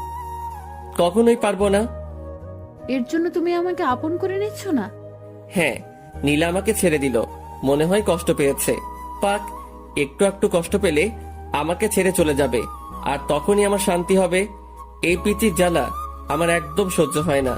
তারপরে এটা সেটা ভাবতে ভাবতে ঘুমিয়ে পড়লাম। সকালে ঘুম থেকে উঠে দেখি নীলা আমার পাশে নেই। আজ একটু অবাক হলাম। প্রতিদিন ঘুম থেকে উঠে পিচ্চি যেরকম জ্বালা সহ্য করি, আজকে বেঁচে গেলাম। ব্যাপারটা কি? দেখলাম পিচ্চি গোসল করে বেরিয়ে আসছে, ভেজা চুল নিয়ে। ঘুম থেকে উঠে পড়েছো, যাও গোসল করে আসো। আমার এত সকালে গোসল করতে ভালো লাগে না। দেখো, তুমি যদি সকালে গোসল না করো তাহলে আম্মু ভাববে আমাদের মধ্যে কোনো সম্পর্ক হয়নি, আর তখন তারা অনেক কষ্ট পাবে। তার চেয়ে বরং তুমি গোসল করে আসো। তুই এত কিছু বুঝিস কিভাবে? আবার তুই করে বলছো? ও সরি সরি, তুমি আসলে একটা পিচ্চি। তারপরে আমি ওয়াশরুমে গিয়ে শাওয়ার নিলাম। গোসল শেষ করে রুমে আসতে দেখলাম নীলা চিরুনি করছে। নিচে চলো, আম্মু খাওয়ার জন্য ডাকতে এসেছিল। চল। I stop. আমি তোর থেকে বয়সে ছোট হলে কি হবে? আমি তোর বড় ভাবি, তুই আমাকে রেসপেক্ট দিয়ে কথা বলবি। চলো। তারপর নিচে গিয়ে ব্রেকফাস্ট করতে শুরু করলাম। এমন তুই আজকে নীলিমাকে তোদের কলেজে ভর্তি করে দে, আমি প্রিন্সিপালের সাথে কথা বলছি। তাহলে ভালোই হবে, বাড়ি 3 জন একসাথে কলেজে যাবে। কিছুই বললাম না, কারণ আমি আব্বুর কথার উপর দিয়ে কিছু বলি না। ব্রেকফাস্ট শেষ করে রুমে গিয়ে ভার্সিটিতে যাওয়ার জন্য রেডি হলাম। নীলাও আসলো, রেডি হচ্ছে। ও আজকে কলেজে ভর্তি হবে। রাতে যে কথা বললাম, ওর তো মন খারাপ হয়েছিল। এখন কলেজে ভর্তি হওয়ার কথা শুনে একটু হাসি খুশি লাগছে। আমি বাইরে গিয়ে বাইক নিয়ে দাঁড়িয়ে আছি। এদিকে জান্নাতের আর নীলার আসার কোনো নামগন্ধই নেই। অনেকক্ষণ হয়ে গেল, এখনো আসছে না। আমি ওদেরকে ডাকতে গেলাম, যেতেই দেখি ওরা বেরিয়ে আসছে। এতক্ষণ সময় লাগে নাকি? না, আসলে ভাবি আজকে কলেজে প্রথম যাচ্ছে, তার জন্য একটু সাজিয়ে দিচ্ছিলাম আর কি। তাই না নীলু ভাবি? তোদের লেকচার বন্ধ করে বাইকে উঠবি নাকি আমি যাব? এই না, উঠছি। আগে নীলা উঠলো, তারপরে জান্নাত উঠলো। আমি বাইক স্টার্ট দিয়ে ভার্সিটির দিকে যেতে লাগলাম। কেমন লজ্জা লজ্জা লাগছে, নিজের বউকে নিয়ে ভার্সিটিতে যাচ্ছি, তাও আবার পিচ্ছি। কেমনটা লাগে? ভার্সিটিতে পৌঁছে বাইকটা পার্ক করে আমি নীলাকে নিয়ে প্রিন্সিপালের রুমের দিকে যাচ্ছি। সবাই আমাদের দিকে তাকিয়ে আছে। এই, সবাই আমাদের দিকে তাকিয়ে আছে কেন? তোর মতো একটা পিচ্ছি মেয়ে ভার্সিটিতে এসেছে, তাই সবাই তাকিয়ে আছে। নীলা কোনো কথা বলল না। আমি সরাসরি প্রিন্সিপালের রুমে গেলাম। আসসালামু আলাইকুম, আসতে পারি স্যার? ওয়ালাইকুম আসসালাম। আরে ইমন জি, এসো এসো, ভেতরে এসে বসো। জি ধন্যবাদ স্যার। তা হানিমুন বাদে এখনই ভার্সিটিতে আসতে হলো? আমি আর নীলা দুজনে মাথা নিচু করলাম। আমার মতো নীলাও হয়তো লজ্জা পেয়েছে। আরে লজ্জার কিছু নেই, বিয়ে করেছো তো কি হয়েছে, বিয়ে তো করতেই হবে তাই না? হ্যাঁ স্যার। এই যে ছাত্রের বউ ছাত্রী, নাম কি তোমার? নীলা। শুধু নীলা নাকি দুজনের মিল করে নীলা ইসলাম? নীলা মাথা নিচু করে মুচকি হাসলো। আচ্ছা ঠিক আছে, আর লজ্জা দিচ্ছি না, আমি সব ব্যবস্থা করে রেখেছি, তুমি শুধু এখানে একটা সাইন করো। নীলা সাইন করলো। নীলা শোনো, তোমার সিলেবাস দেখে তুমি ভার্সিটির লাইব্রেরি থেকে প্রয়োজনীয় বইগুলো সংগ্রহ করে নিও। ঠিক আছে স্যার। তারপর আমি আর নীলা প্রিন্সিপাল স্যারের রুম থেকে বেরিয়ে আসলাম। এই শোনো, আমাকে আমার ক্লাসটা দেখিয়ে দাও। ওইদিকে যা। ওইদিকে বললে হবে না, আমাকে পৌঁছে দিয়ে আসো। আমি নীলাকে ওর ক্লাসরুমের দিকে এগিয়ে দিলাম। ভার্সিটির সব ছেলে মেয়ে আমাদের দুজনের দিকে তাকিয়ে আছে। তাকাবেই না কেন? আজ পর্যন্ত আমার পাশে আমার 2-3টা বান্ধবী ছাড়া অন্য কাউকে দেখিনি। আজ হঠাৎ করে আমার পাশে নীলাকে দেখে হয়তো সবাই তাকিয়ে আছে। আমি নীলাকে ওর ক্লাসরুমটা দেখিয়ে দিলাম। তারপরে আমি সরাসরি আমাদের আড্ডা দেওয়ার জায়গায় চলে গেলাম। আমাকে দেখে সবাই চমকে উঠলো। মামা, তুই ভার্সিটিতে? আজব ব্যাপার তো। আমারও তো একই কথা, তুই হঠাৎ ভার্সিটিতে আসলি মানে? কেন, আমার কি ভার্সিটিতে আসা বারণ আছে নাকি? না, বারণ নেই, তবে তুই মাত্র 5 দিন হলো বিয়ে করলি আর আজকে ভার্সিটিতে চলে আসলি। ভাবির সাথে রোমান্স করবি, সেটা না করে হঠাৎ ভার্সিটিতে, তাই আমরা সবাই একটু অবাক হলাম আর কি। তোরা জানিস না, তোদের ছাড়া আমার একদমই ভালো লাগে না, তাই তো ভার্সিটিতে চলে আসলাম। থাক, হয়েছে হয়েছে, এখন বিয়ে করেছিস, আর কদিন পর তো আমাদের চিনতেই পারবি না। এখনই চিনতে পারছি না। তা ভাবি কোথায়? পড়াশোনা করতে হবে না? হ্যাঁ, পড়াশোনা তো করাতেই হবে। আজকে তো ইন্টার ফার্স্ট ইয়ারে ভর্তি করে দিলাম। কোন কলেজে মামা? এই ইমনের বউ। ইমন যে কলেজে ইচ্ছা ভর্তি করে দেবে, তোর এত জানা দরকার কি? না, ভাবিকে দেখে শুনে রাখার দায়িত্ব তো আমাদের সবারই, তাই না? তোকে এত দায়িত্ব বহন করা লাগবে না, এখন নিজের জন্য কাউকে খোঁজে নে। আমার ভাগ্যে মনে হয় কেউ নেই। আমরা সবাই এভাবে কিছুক্ষণ আড্ডা দেওয়ার পর ক্লাস করতে গেলাম। 2টা ক্লাস করলাম, আর ভালো লাগছে না। তারপরে আমি, আশিক, হাসিব, সামি 4 জন গেলাম বাজারের দিকে। বাজারে গিয়ে ক্যারাম খেললাম, ধোয়া ছাড়লাম, আর কিছুক্ষণ আড্ডা দিলাম। একটু পরে ফোনটা বেজে উঠলো। ফোন বের করে দেখলাম জান্নাত ফোন দিয়েছে। হ্যালো ভাইয়া, তুমি কোথায়? তাড়াতাড়ি ভার্সিটির দিকে আসো, ভার্সিটি বন্ধ হয়ে গেছে, ভাবিকে কোথাও খুঁজে পাচ্ছি না। আচ্ছা ঠিক আছে, আমি এক্ষুনি আসছি। দোস্ত তোরা থাক, আমার একটু কাজ আছে, আমি যাচ্ছি। তারপর আমি বাইকে স্টার্ট দিয়ে ভার্সিটির দিকে গেলাম। ভার্সিটিতে পৌঁছে দেখলাম জান্নাত বাইরে দাঁড়িয়ে আছে। নীলা কোথায়? ভার্সিটি বন্ধ হওয়ার পর সবাই যখন চলে যাচ্ছিল, আমি তখন অনেক খোঁজাখুঁজি করেছি, কিন্তু নীলা ভাবিকে কোথাও পাইনি। এত ছাত্রছাত্রীর ভিড়ে আমি ভাবিকে কোথায় খুঁজবো? আচ্ছা তুই কোনো চিন্তা করিস না, আমি খুঁজে বের করছি। তুই একটা রিক্সা নিয়ে বাসায় চলে যা। আচ্ছা ঠিক আছে ভাইয়া, ভাবিকে খুঁজে পেলে আমাকে ফোন করে জানিয়ে দিও। আচ্ছা ঠিক আছে। আমার তো মাথায় কোনো কাজ করছে না, আমি কোথায় খুঁজবো নীলাকে? বাড়িতে আম্মু আব্বু যদি জানতে পারে তাহলে আমাকে তো আস্ত রাখবে না। কোথায় গেল এইটুকু পিচ্চি মেয়েটা? ও তো গ্রামের মেয়ে, শহরের কিছুই ভালোভাবে চিনে না। এখন আমি কোথায় খুঁজবো নীলাকে? চিন্তায় আমার হাত পা ঠান্ডা হয়ে যাচ্ছে। ভার্সিটির এদিক ওদিকে একটু খোঁজাখুঁজি করলাম, কিন্তু নীলাকে দেখতে পেলাম না। আজ নীলার যদি একটা কিছু হয়ে যায় তাহলে আমি নিজেকে ক্ষমা করব কিভাবে? ভীষণ দুশ্চিন্তা হচ্ছে। কি করব আমি? কোন দিকে যাব? ফোনটা বেজে উঠলো, বের করে দেখলাম জান্নাত ফোন দিয়েছে। হ্যালো। ভাইয়া তুমি বাসায় চলে এসো, ভাবি চলে এসেছে। আচ্ছা ঠিক আছে, আসছি। যাক, এতক্ষণ একটা স্বস্তির নিঃশ্বাস ফেললাম। এই পিচ্চি মেয়েটার জন্য কতই না চিন্তা হচ্ছিল। আজকের মতো বেঁচে গেছি, এরপর থেকে আর এমন ভুল করা যাবে না।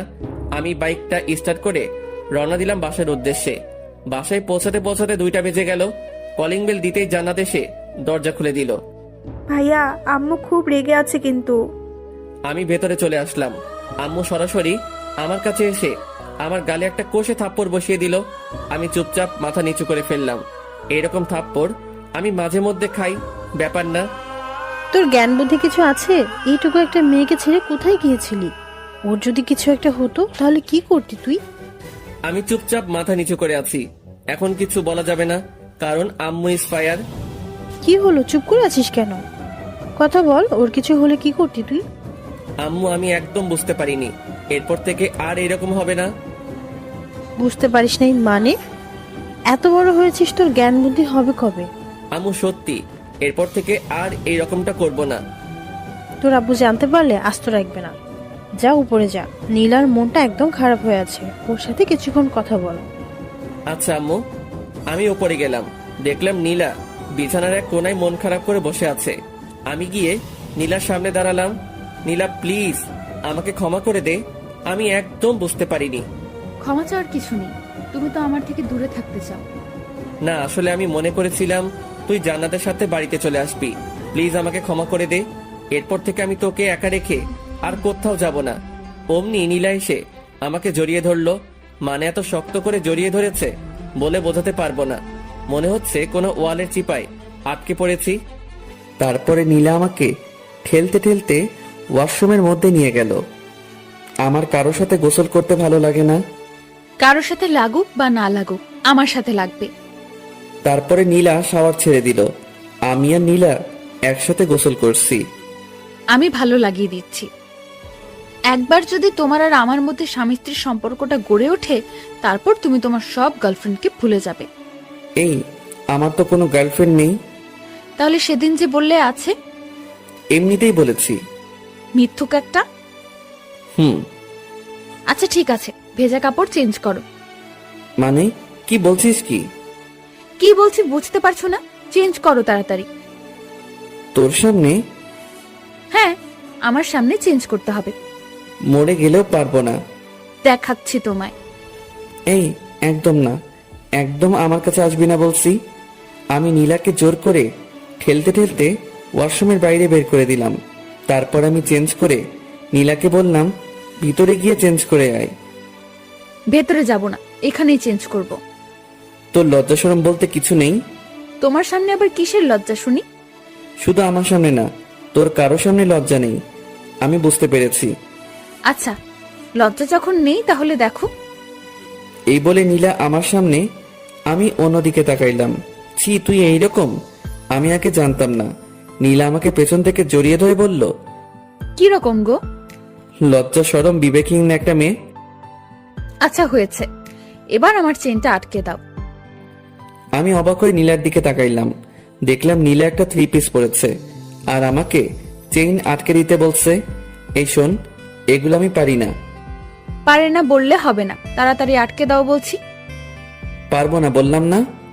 আম্মুকে কিন্তু ডাক দিব আর বলবো সিম্পল আমার এইটুকু কাজ করে দাও না, তখন তোমাকে বকাবকি করবে। এই শোন, আমার সামনে ভালোভাবে থাকবি। ভালোভাবে থাকবো মানে? মানে তোর অন্য কোথায়? এই যে বিছানায়। ওই চুপ, আমার সামনে একদম ভালোভাবে থাকবি, নয়তো থাকবি না। নীলা একেবারে আমার ঠোঁটের কাছে ঠোঁট নিয়ে এসে বলল, তোমার সামনে থাকতে হলে আমাকে কি ওড়না নিয়ে থাকতে হবে নাকি? আমি নীলাকে ধাক্কা দিয়ে বললাম, আমি যেটা পছন্দ করি সেটা করলে তোর পক্ষে ভালো হবে।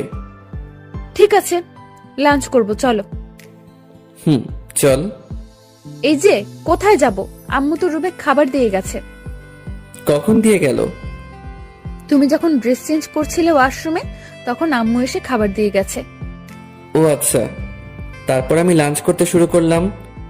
এই, তুমি কেমন? আমাকে ডাকছো না কেন? তোকে ডাকার কি আছে? তুই দেখতে পাচ্ছিস না খাবার এখানে? তাই বলে তুমি একা একা খাবে? আমাকে একবারও ডাকবে না? শোন, এত ঢং দেখার সময় নেই। তোর ইচ্ছা হলে খাবি, নয়তো খাবি না। নীলা আমার কাছে আসলো, এসে বলল, আমাকে খাইয়ে দাও। শখ কত? খাইয়ে দাও বলতেছি। কখনোই না। না খাইয়ে দিলে আমি কিন্তু তোমাকে বিরক্ত করব। বিরক্ত করি মানে? দেখবে। আমি কোনো কথা বললাম না, চুপচাপ খেয়ে যাচ্ছি। নীলা এসে আমার কোলের উপর বসলো। এই কি হচ্ছেটা কি? নাম বলছি। বললাম তো, খাইয়ে না দিলে বিরক্ত করব। আমি কখনোই তোকে খাইয়ে দেব না, নাম বলছি। না খাইয়ে দিলে আমিও নামবো না। শেষবারের মতো বলছি, নাম বলছি, না হলে কিন্তু ফেলে দেব। ফেলে দিলে তো আম্মু আছে, আম্মুকে ডাকবো। তারপর কি হবে বুঝতেই পারছো। কি করব? এমন দুষ্টু মেয়ে আমি কখনো দেখিনি। আচ্ছা ঠিক আছে, নাম, আমি খাইয়ে দিচ্ছি। প্রথমেই খাইয়ে দিতে বললাম, দিলে না। এখন আমিও নামবো না। যত তাড়াতাড়ি খাইয়ে দিবে তত তাড়াতাড়ি নামবো, আর না হলে দিও না। আমার তো থাকতে ভালোই লাগছে। আর কি করব? নীলাকে খাইয়ে দিতে শুরু করলাম। না খাইয়ে দিলে তো আর নামবে না। আমি নীলাকে খাইয়ে দিচ্ছি, আর নীলা শুধু বারবার আমার হাতে কামড় দিচ্ছে। আমি চুপচাপ সব সহ্য করছি। তাড়াতাড়ি খাইয়ে না দিলে আমার কোল থেকে নামবে না। আচ্ছা, আমার খাওয়া শেষ, এবার তুমি খাও। আমি হাত ধুয়ে নিচ্ছি। এই, তুমি শেষ করলে কেন? খাও বলছি। শোন, এত অত্যাচার রিমান্ডের আসামিকেও করে না, আর আমার খাবার ইচ্ছা শেষ। তুমি এমন বলো না, আমি তোমাকে আর জ্বালাবো না। প্লিজ তুমি খেয়ে নাও। কোথা শেষ বললাম না? আচ্ছা, আমি তোমাকে খাইয়ে দিচ্ছি। কোনো দরকার নেই। আমি চুপচাপ বিছানায় গিয়ে শুয়ে পড়লাম। আমার কথা শুনলে না তো? আচ্ছা, দেখাচ্ছি। আগে প্লেটগুলো পরিষ্কার করে আসি। একটু একটু ঘুম পাচ্ছে, ঘুমিয়ে পড়বো। এই মুহূর্তেই আবার রিমান্ড শুরু।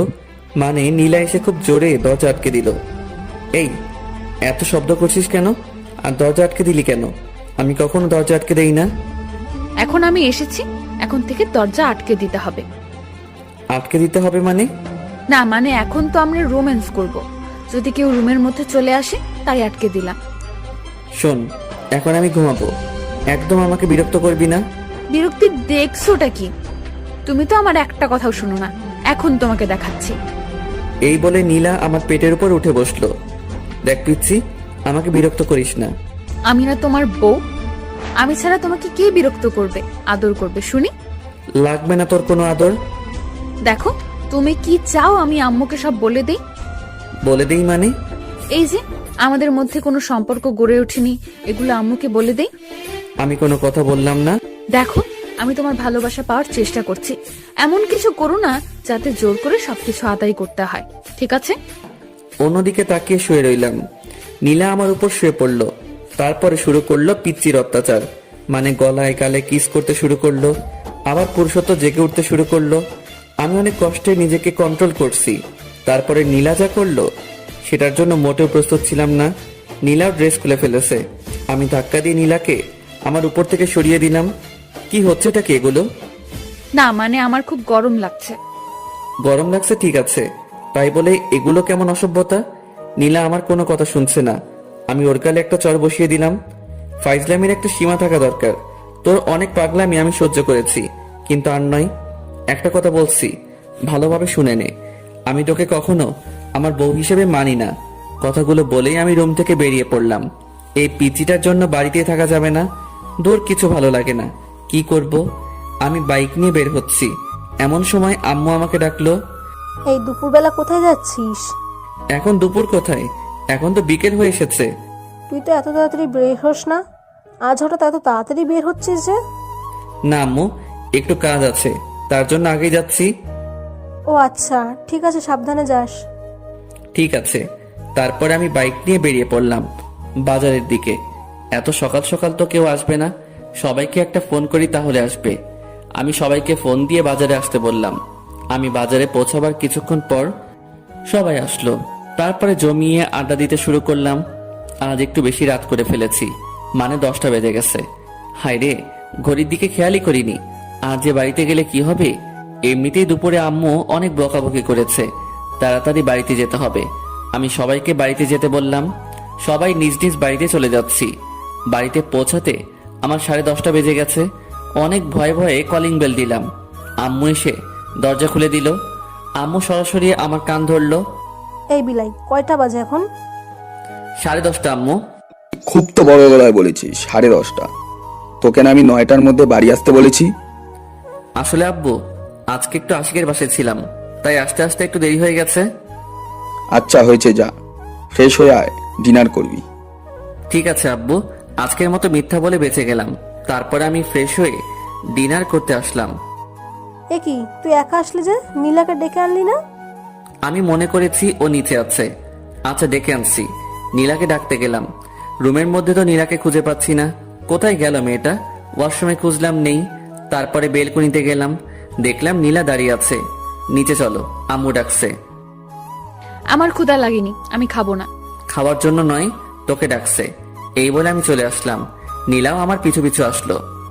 আম্মু, তুমি আমাকে ডেকেছো? অনেক রাত হয়েছে, আয় খেয়ে নে। আম্মু, আমার একদম ক্ষুধা লাগেনি। ক্ষুধা লাগেনি মানে? কি হয়েছে মা, বলতো? কই আম্মু, কিছু হয়নি তো। তোর মন খারাপ লাগছে? কি হয়েছে মা, আমাকে বল। না আম্মু, আমার কিছুই হয়নি, এমনিতেই ভালো লাগছে না। এদিকে আয় তো মা। আম্মু নীলাকে খাইয়ে দিতে শুরু করলো। আমি আর জান্নাত হা করে তাকিয়ে থাকলাম। না, হা করে তাকিয়ে থাকলে হবে না। দুপুরে একবার পিচিটার জন্য খেতে পারি নাই, এখন আমাকে খেতে হবে। অনেক ক্ষুধা লাগছে। ইমন শোন, কালকে বিকালে নীলাকে নিয়ে গিয়ে একটা ফোন কিনে দিস। ওর তো বাড়িতে কথা বলতে লাগে, আর ও তোকে ফোন দিয়ে তাড়াতাড়ি বাড়ি আসতে বলবে। তোকে তো ফোন না করলে তুই প্রত্যেক দিনই রাত 10টা বাজিয়ে দিস। ঠিক আছে আব্বু। তোর আম্মুর কাছ থেকে টাকা নিয়ে যাস। আচ্ছা। তারপরে আমি ডিনার শেষ করে রুমে গেলাম। একটু পর নীলা আসলো। নীলা এসে দরজা লক করে দিল। আমি নীলার দিকে তাকাইলাম, কিন্তু ও আমার দিকে তাকালো না। সোজাসুজি বিছানায় এসে অন্যদিকে ঘুরে শুয়ে পড়লো। আমার উপর অভিমান করে আছে হয়তো। তখন ওর গায়ে হাত তোলাটা ঠিক হয়নি। ওকে একবার সরি বলে দেখি। নীলা শোন। নীলা আমার দিকে ঘুরলো, কিন্তু তাকালো না। কিছু বলবে? না, মানে দুপুরে তোর সাথে একটু বাড়াবাড়ি করা হয়ে গেছে, প্লিজ ক্ষমা করে দে। তুমি বাড়াবাড়ির কিছুই করনি, যা করেছো একদম ঠিক করেছো। নীলা প্লিজ এভাবে বলিস না, আমাকে ক্ষমা করে দে। না, ক্ষমার কিছুই নেই। আমারই তো সব দোষ। আমার কপালে তো স্বামীর ভালোবাসা নেই, আছে শুধু চট থাপ্পড়, এগুলোই। আমার উচিত হয়নি জোর করে তোমার ভালোবাসা নেওয়াটা। পিচিটার কথায় কেমন যেন মায়া আছে। ওর কথা শুনে আমি বারবার মায়ায় পড়ে যাই। আমি কি বলবো ভেবে পাচ্ছি না। আমাকে কথা বলার সব রাস্তাই পিচিটা বন্ধ করে দিল। আমি শুয়ে পড়লাম। একটু পর পর নীলার দিকে তাকাচ্ছি, কিন্তু ও আমার দিকে তাকাচ্ছে না। যে মেয়েটা সব সময় জড়িয়ে ধরতো, এটা করতো ওটা করতো, আর আজকে চুপচাপ শুয়ে আছে, ভাবা যায়। কিছুক্ষণ পর আমি ঘুমিয়ে পড়লাম। সকালে ঘুম ভাঙতে ভারী কিছু অনুভব করলাম। চোখ খুলে দেখলাম নীলা আমার বুকের উপরে উঠে ঘুমাচ্ছে। আমি বারবার অবাক হয়ে যাই।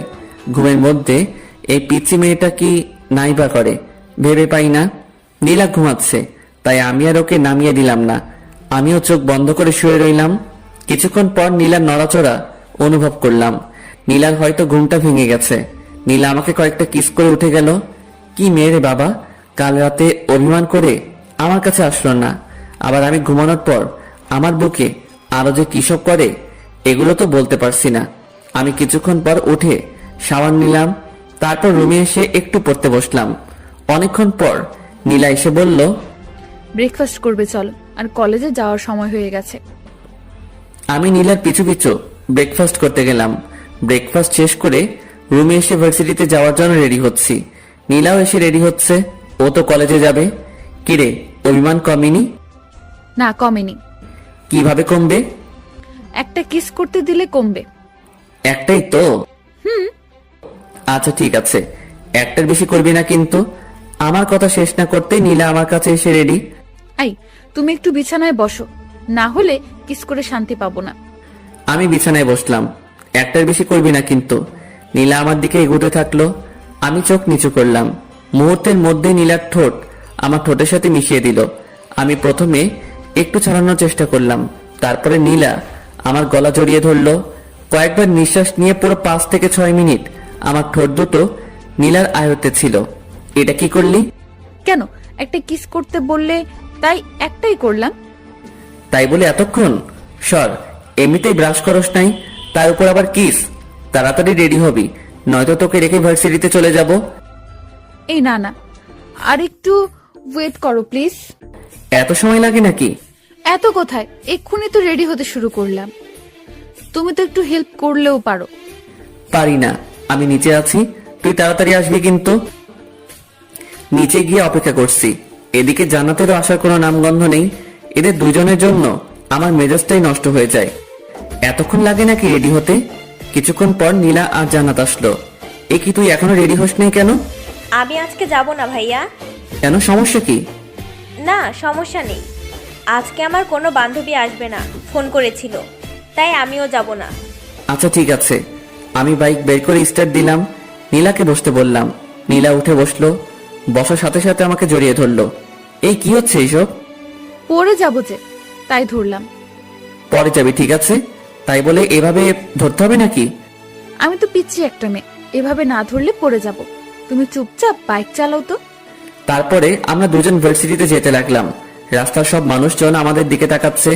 আমি বাইক থামিয়ে হেলমেট পরলাম, তারপরে আবার যেতে শুরু করলাম। এই, হঠাৎ হেলমেট পরলে যে? তুই যেভাবে জড়িয়ে রয়েছিস, মান সম্মান তো আর রাখবি না, তাই হেলমেট পরলাম, যাতে কেউ চিনতে না পারে। আমি আমার স্বামীকে জড়িয়ে ধরেছি, তাতে মানুষের কি? আমি কোনো কথা বললাম না, সোজাসুজি ভার্সিটির দিকে যেতে থাকলাম।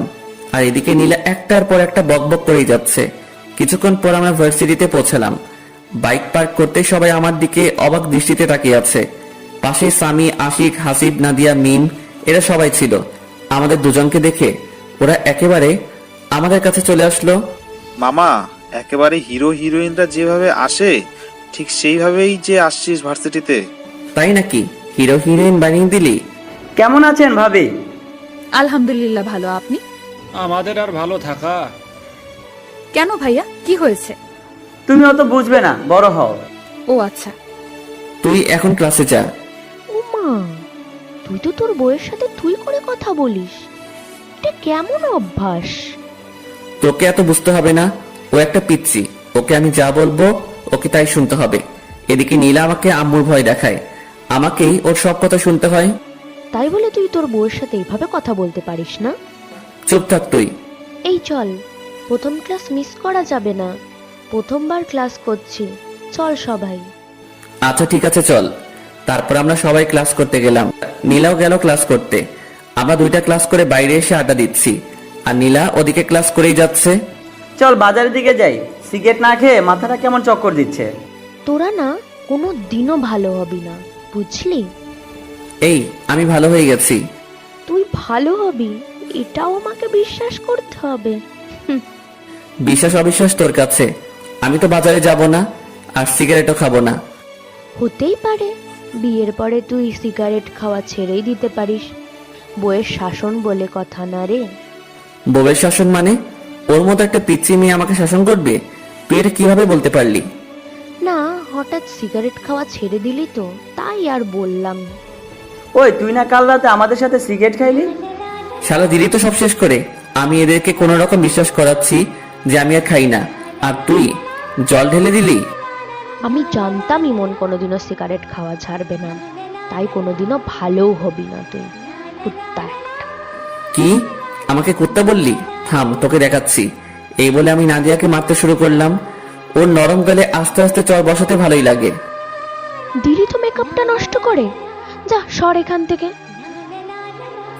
আচ্ছা, তোর 2-3 ইঞ্চি মেকআপ আমি ঠিক করে দিচ্ছি, ওয়েট। আমি হাত দিয়ে ঘষে নাদিয়ার মুখ একেবারে এলোমেলো করে দিলাম।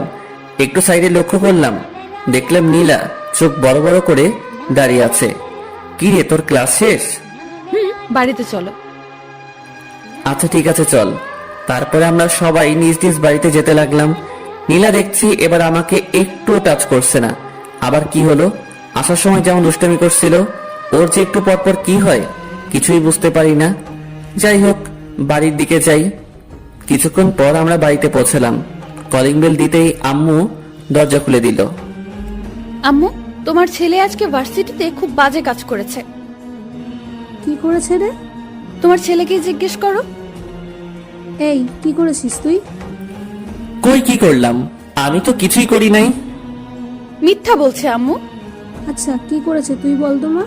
তোমার ছেলে ভার্সিটির মেয়েদের মেকআপ ঠিক করে দেয় গালে হাত দিয়ে। নীলা এসব কি বলছে? আম্মু, ওইটা আমার বান্ধবী ছিল, আমরা ইয়ার্কি করছিলাম। গায়ে হাত দিয়ে কিসেরই আর কি? ফ্রেন্ডের মধ্যে তো একটু একটু এমন হয়। ঠিক আছে, কিন্তু গায়ে হাত দেওয়া যাবে না। এরপর থেকে যেন এরকম কথা না শুনি। ঠিক আছে আম্মু। তারপরে আমি রুমে গেলাম। আমার পিছু পিছু নীলা রুমে আসলো। এই পিচ্ছি, তুই আম্মুকে বললি কেন? বলবোই তো, 100 বার বলবো। আমাকে বকা খাওয়াতে তোর ভালো লাগে? না লাগে না, কিন্তু তুমি অন্য মেয়েদের গালে কেন হাত দিবে? ওটা তো আমার ফ্রেন্ড ছিল, ওর সাথে আমি মজা করছিলাম। তুমি মজা করো আর যাই করো, আমার ছাড়া অন্য কোনো মেয়ের গালে বা অন্য কোথাও স্পর্শ করতে পারবে না। কেন? তোর সমস্যা কোথায়? নীলা আমাকে জড়িয়ে ধরলো আর বলল, তুমি শুধু আমার, আমি ছাড়া কেউ তোমার ধারে কাছেও আসতে পারবেন না। ছাড় তো, এখন গোসল করব। ছাড়বো কেন? চলো আমিও গোসল করব। না, আগে আমি তারপরে তুই। বললাম না দুজন একসাথে। আমার কথা না শুনলে কি হবে সে তো দেখতেই পেলে একটু আগে। কবে মুক্তি পাবো তোর এই ঝামেলা থেকে? যেদিন আমাকে তোমার আপন করে নেবে সেদিনই তুমি মুক্তি পাবে। কোনোদিনও না। তাহলে কোনোদিনও মুক্তি পাবে না। আমি কোনো কথা না বলে ওয়াশরুমে গেলাম শাওয়ার নিতে। নীলাও আমার পিছু পিছু আসলো। আমি শাওয়ারটা ছেড়ে দিলাম। নীলা এসে আমাকে পেছন দিক থেকে জড়িয়ে ধরলো। গোসল করার সময় এগুলো কি ধরনের ফাজলামি? এগুলো ফাজলামি নয়, এগুলো ভালোবাসা। গোসল করার সময় কেউ ভালোবাসা প্রকাশ করে না। সবার সাথে আমার কোনো মিল নেই। আমার যখন যেটা ভালো লাগে আমি তখন সেটাই করি। তাহলে আমার সাথে কেন এগুলো করিস? তুই জানিস না কোনটা আমার ভালো লাগে আর কোনটা ভালো লাগে না? একবার আমাকে আপন করে নাও, তারপর থেকে তোমার সব কিছু ভালো লাগবে। ছাড়বি তুই আমাকে? একবার শক্ত করে জড়িয়ে ধরো, তাহলে ছাড়বো না। পারবো না, তাড়াতাড়ি ছাড় বলছি। আচ্ছা এখন জোর করলাম না, কিন্তু লাঞ্চ করার পর আমাকে জড়িয়ে ধরবে, না হলে খবর আছে তোমার। তারপরে আমরা দুজন গোসল শেষ করলাম। এই আমাকে একটু চিরুনি করে দাও না। মানে আমি চিরুনি করতে পারি নাকি? পারবে, এদিকে এসো, একটু সাহায্য করো না। আমি কোনোদিনও কাউকে চিরুনি করে দেইনি। আজকে আমাকে দেবে, এসো প্লিজ প্লিজ প্লিজ। কি করব? এই প্রথম নীলার মাথায় চিরুনি করে দিলাম। নীলা তো মহা খুশি। তারপর আমরা দুজন লাঞ্চ করতে গেলাম। আমি, নীলা, আম্মু, জান্নাত একসাথে লাঞ্চ করলাম। আব্বু কাজের ব্যস্ততায় আসতে পারে নাই। আম্মু আমাকে তোমার মতো রান্না শেখাবে। আচ্ছা শেখাবো, তুই আগে বড় হয়ে নে। আর কত বড় হব, তুমি আমাকে শিখিয়ে দেবে। আচ্ছা তোকে সময় করে রান্না করা শেখাবো। আচ্ছা ঠিক আছে। ইমন, তোর আব্বু নীলাকে একটা ফোন কিনে দিতে বলেছে। আচ্ছা ঠিক আছে, একটা ফোন এনে দেব। ওকে নিয়ে যাবি, একটু তোর সাথে ঘুরবে। কিন্তু আম্মু। কোনো কিন্তু নয়, বিকালে দুজনে যাবি। আচ্ছা ঠিক আছে। তারপর আমি সবার আগে লাঞ্চটা শেষ করে রুমে গেলাম। কি করব আমি? নীলা খুব বাড়াবাড়ি করছে, ওকে নিয়ে আর পারছি না। আচ্ছা ওকে কি কোনোভাবে ওর বাড়িতে পাঠিয়ে দেওয়া যায় না? দেখি কোনোভাবে সম্ভব হয় কিনা। অমনি নীলা রুমে আসলো, এসে দরজা আটকে দিল। আমি কোনো কথা বললাম না। ওর সাথে আমি কিছুতেই পেরে উঠছি না। কিভাবে পারবো? ও শুধু আম্মু আব্বুর ভয় দেখায়, আর আমি তো আম্মু আব্বুর বিরুদ্ধে যেতে পারবো না। কি ভাবছো গো? ভাবছি কিভাবে তোকে এই বাড়ি থেকে তাড়ানো যায়। বৃথা চেষ্টা করে কোনো লাভ নেই। নীলা আস্তে আস্তে আমার কাছে আসছে। আমি কিছু বলবো, অমনি নীলা আমার মুখটা চেপে ধরলো। একটা কথাও বলবে না, আমি যা করব সবকিছু চুপচাপ সহ্য করবে। তাই বলে আমি চুপ করে আছি, আর এদিকে নীলা আমার উপর অত্যাচার চালাচ্ছে। কখনো লিপকিস দিচ্ছে, কখনো গালে। একটা সময়ও থেমে থাকছে না। মেনে নিতেও পারছি না, ছেড়ে দিতেও পারছি না। কি করব? ঝুলন্ত অবস্থায় আছি। এভাবে বিকেল পর্যন্ত সহ্য করতে হলো নীলার পাগলামি। এইটুকু একটা পিচ্ছি মেয়ে এত কিছু বোঝে কিভাবে? আমি ভেবে পাই না। পিচ্ছি, কিন্তু যেগুলো করে মনে হয় কত কত বছরের অভিজ্ঞতা। আমি বিছানা থেকে উঠে ফ্রেশ হতে গেলাম। ঠোঁট আর গাল নীলা একেবারে শেষ করে দিয়েছে। এখন আমার যেতে হবে নীলাকে নিয়ে শপিং এ, ফোন কিনতে। এ তো আর একটা ঝামেলা। এইটুকু একটা পিচ্ছি মেয়ের সাথে বেড়াতে আমার একদম ভালো লাগে না। আমি রুমে এসে ফোন টিপতে লাগলাম। আচ্ছা, আমি কি পরবো? শাড়ি পরলে কি ভালো লাগবে? তাড়াতাড়ি রেডি হবি, বেশিক্ষণ অপেক্ষা করতে পারবো না। তুমি সব সময় একটু বেশি কথা বলো। শোনো, আমি নীল শাড়ি পরবো আর তুমি একটা নীল পাঞ্জাবি পরবে, ঠিক আছে? নীলা আলমারি থেকে একটা নীল পাঞ্জাবি বের করলো, আর ওর জন্য নীল শাড়ি। তোকে বললাম না এখন পাঞ্জাবি পরবো না? আমি যখন বলেছি তোমাকে পরতেই হবে। এদিকে এসো তো। নীলা আমার শার্ট খুলে পাঞ্জাবি পরিয়ে দিল। এই, আমাকে শার্টটা পরিয়ে দাও না। আমি পারি না, তুই একা একাই পর, আমি বাইরে যাচ্ছি। এই, তোমাকে বাইরে যেতে বলেছি। এদিকে আসো। তুমি একটু শাড়ির কুচিটা ধরো। কি আর করব, আমি গিয়ে নীলা শাড়ির কুচিটা ধরলাম। এতক্ষণ লাগে নাকি শাড়ি পরতে? তাড়াতাড়ি পর বলছি।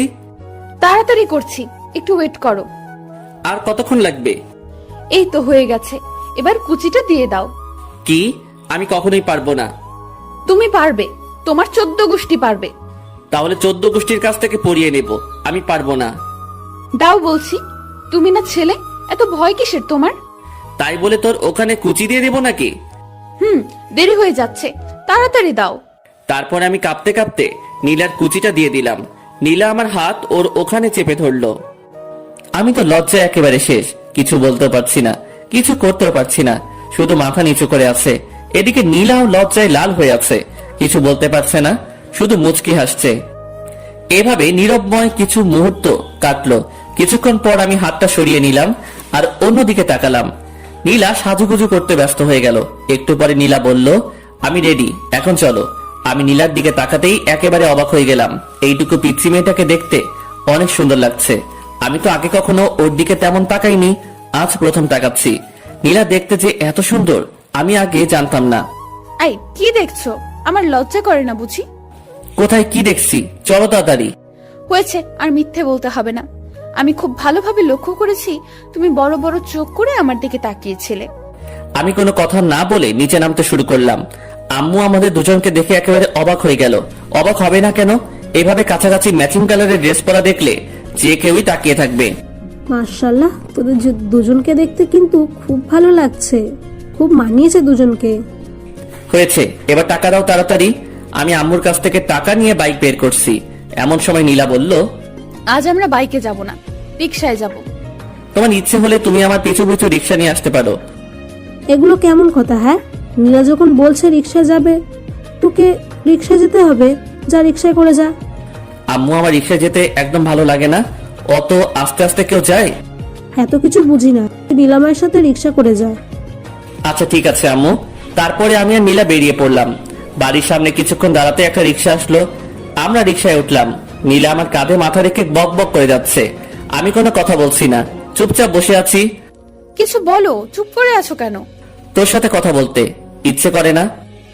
তো কার সাথে কথা বলতে ইচ্ছে করে? তুই চুপ করে থাকতো।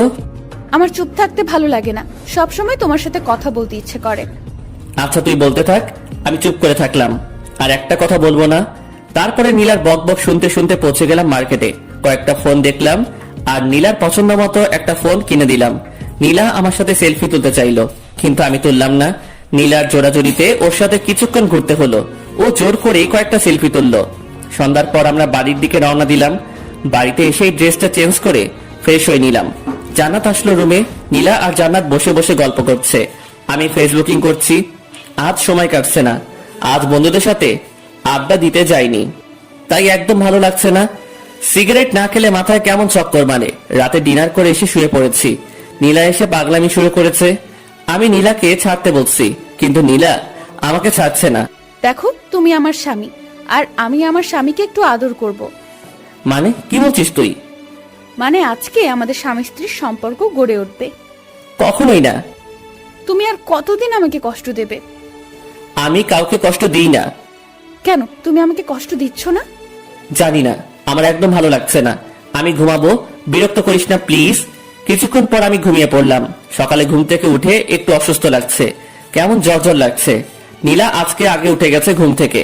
উঠে তো নীলাকে দেখতে পেলাম না। কিছুক্ষণ পর নীলা রুমে আসলো, এসে বলল, কখন ঘুম থেকে উঠবে? ভার্সিটিতে যাওয়ার সময় হয়ে গেছে, ওঠো তাড়াতাড়ি। তুই আর জান্নাত যা, আজকে আমি যাব না, একটু অসুস্থ লাগছে। কি হয়েছে তোমার? একটু জ্বর জ্বর লাগছে। কই দেখি। এ কি, তোমার তো ভীষণ জ্বর। তারপরে নীলা আমাকে ধরে ওয়াশরুমে নিয়ে গেল। আমি ফ্রেশ হয়ে আসলাম।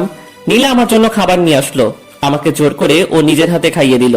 তারপরে ওষুধ খাইয়ে দিল। নীলার সেবা যত্নে আমি খুব তাড়াতাড়ি সুস্থ হয়ে গেলাম।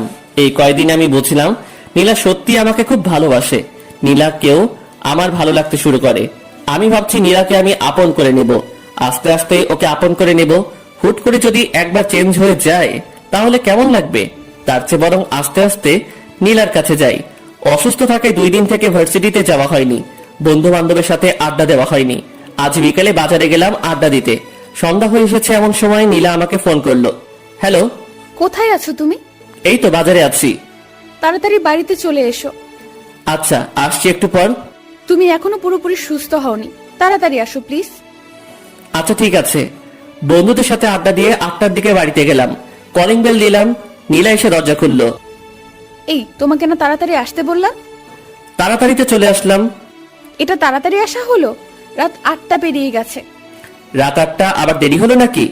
আচ্ছা ঠিক আছে, তাড়াতাড়ি ফ্রেশ হয়ে আসো। আচ্ছা ঠিক আছে। পরে আমি ফ্রেশ হয়ে রুমে আসলাম। কি হয়েছে, এত তাড়াতাড়ি বাড়িতে ডাকলি কেন? কিছু হয়নি, তোমাকে একটু আদর করব তাই বাড়িতে আসতে বললাম। আদর মানে? আদর বোঝো না? আচ্ছা দেখাচ্ছি।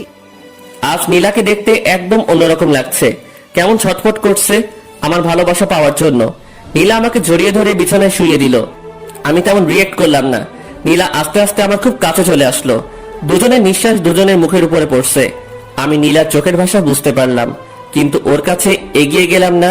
নীলা শুধু ছটফট করছে। আমি সবকিছু বুঝেও নীলার কাছ থেকে সরে গেলাম। আর কত কষ্ট দেবে আমাকে? একবার আসো আমার কাছে। আমি মনে মনে বলছি, হারে পিচ্ছি, আস্তে আস্তেই তোর খুব কাছে চলে যাব, আপন করে নেব তোকে। তুই শুধু একটু ধৈর্য ধর।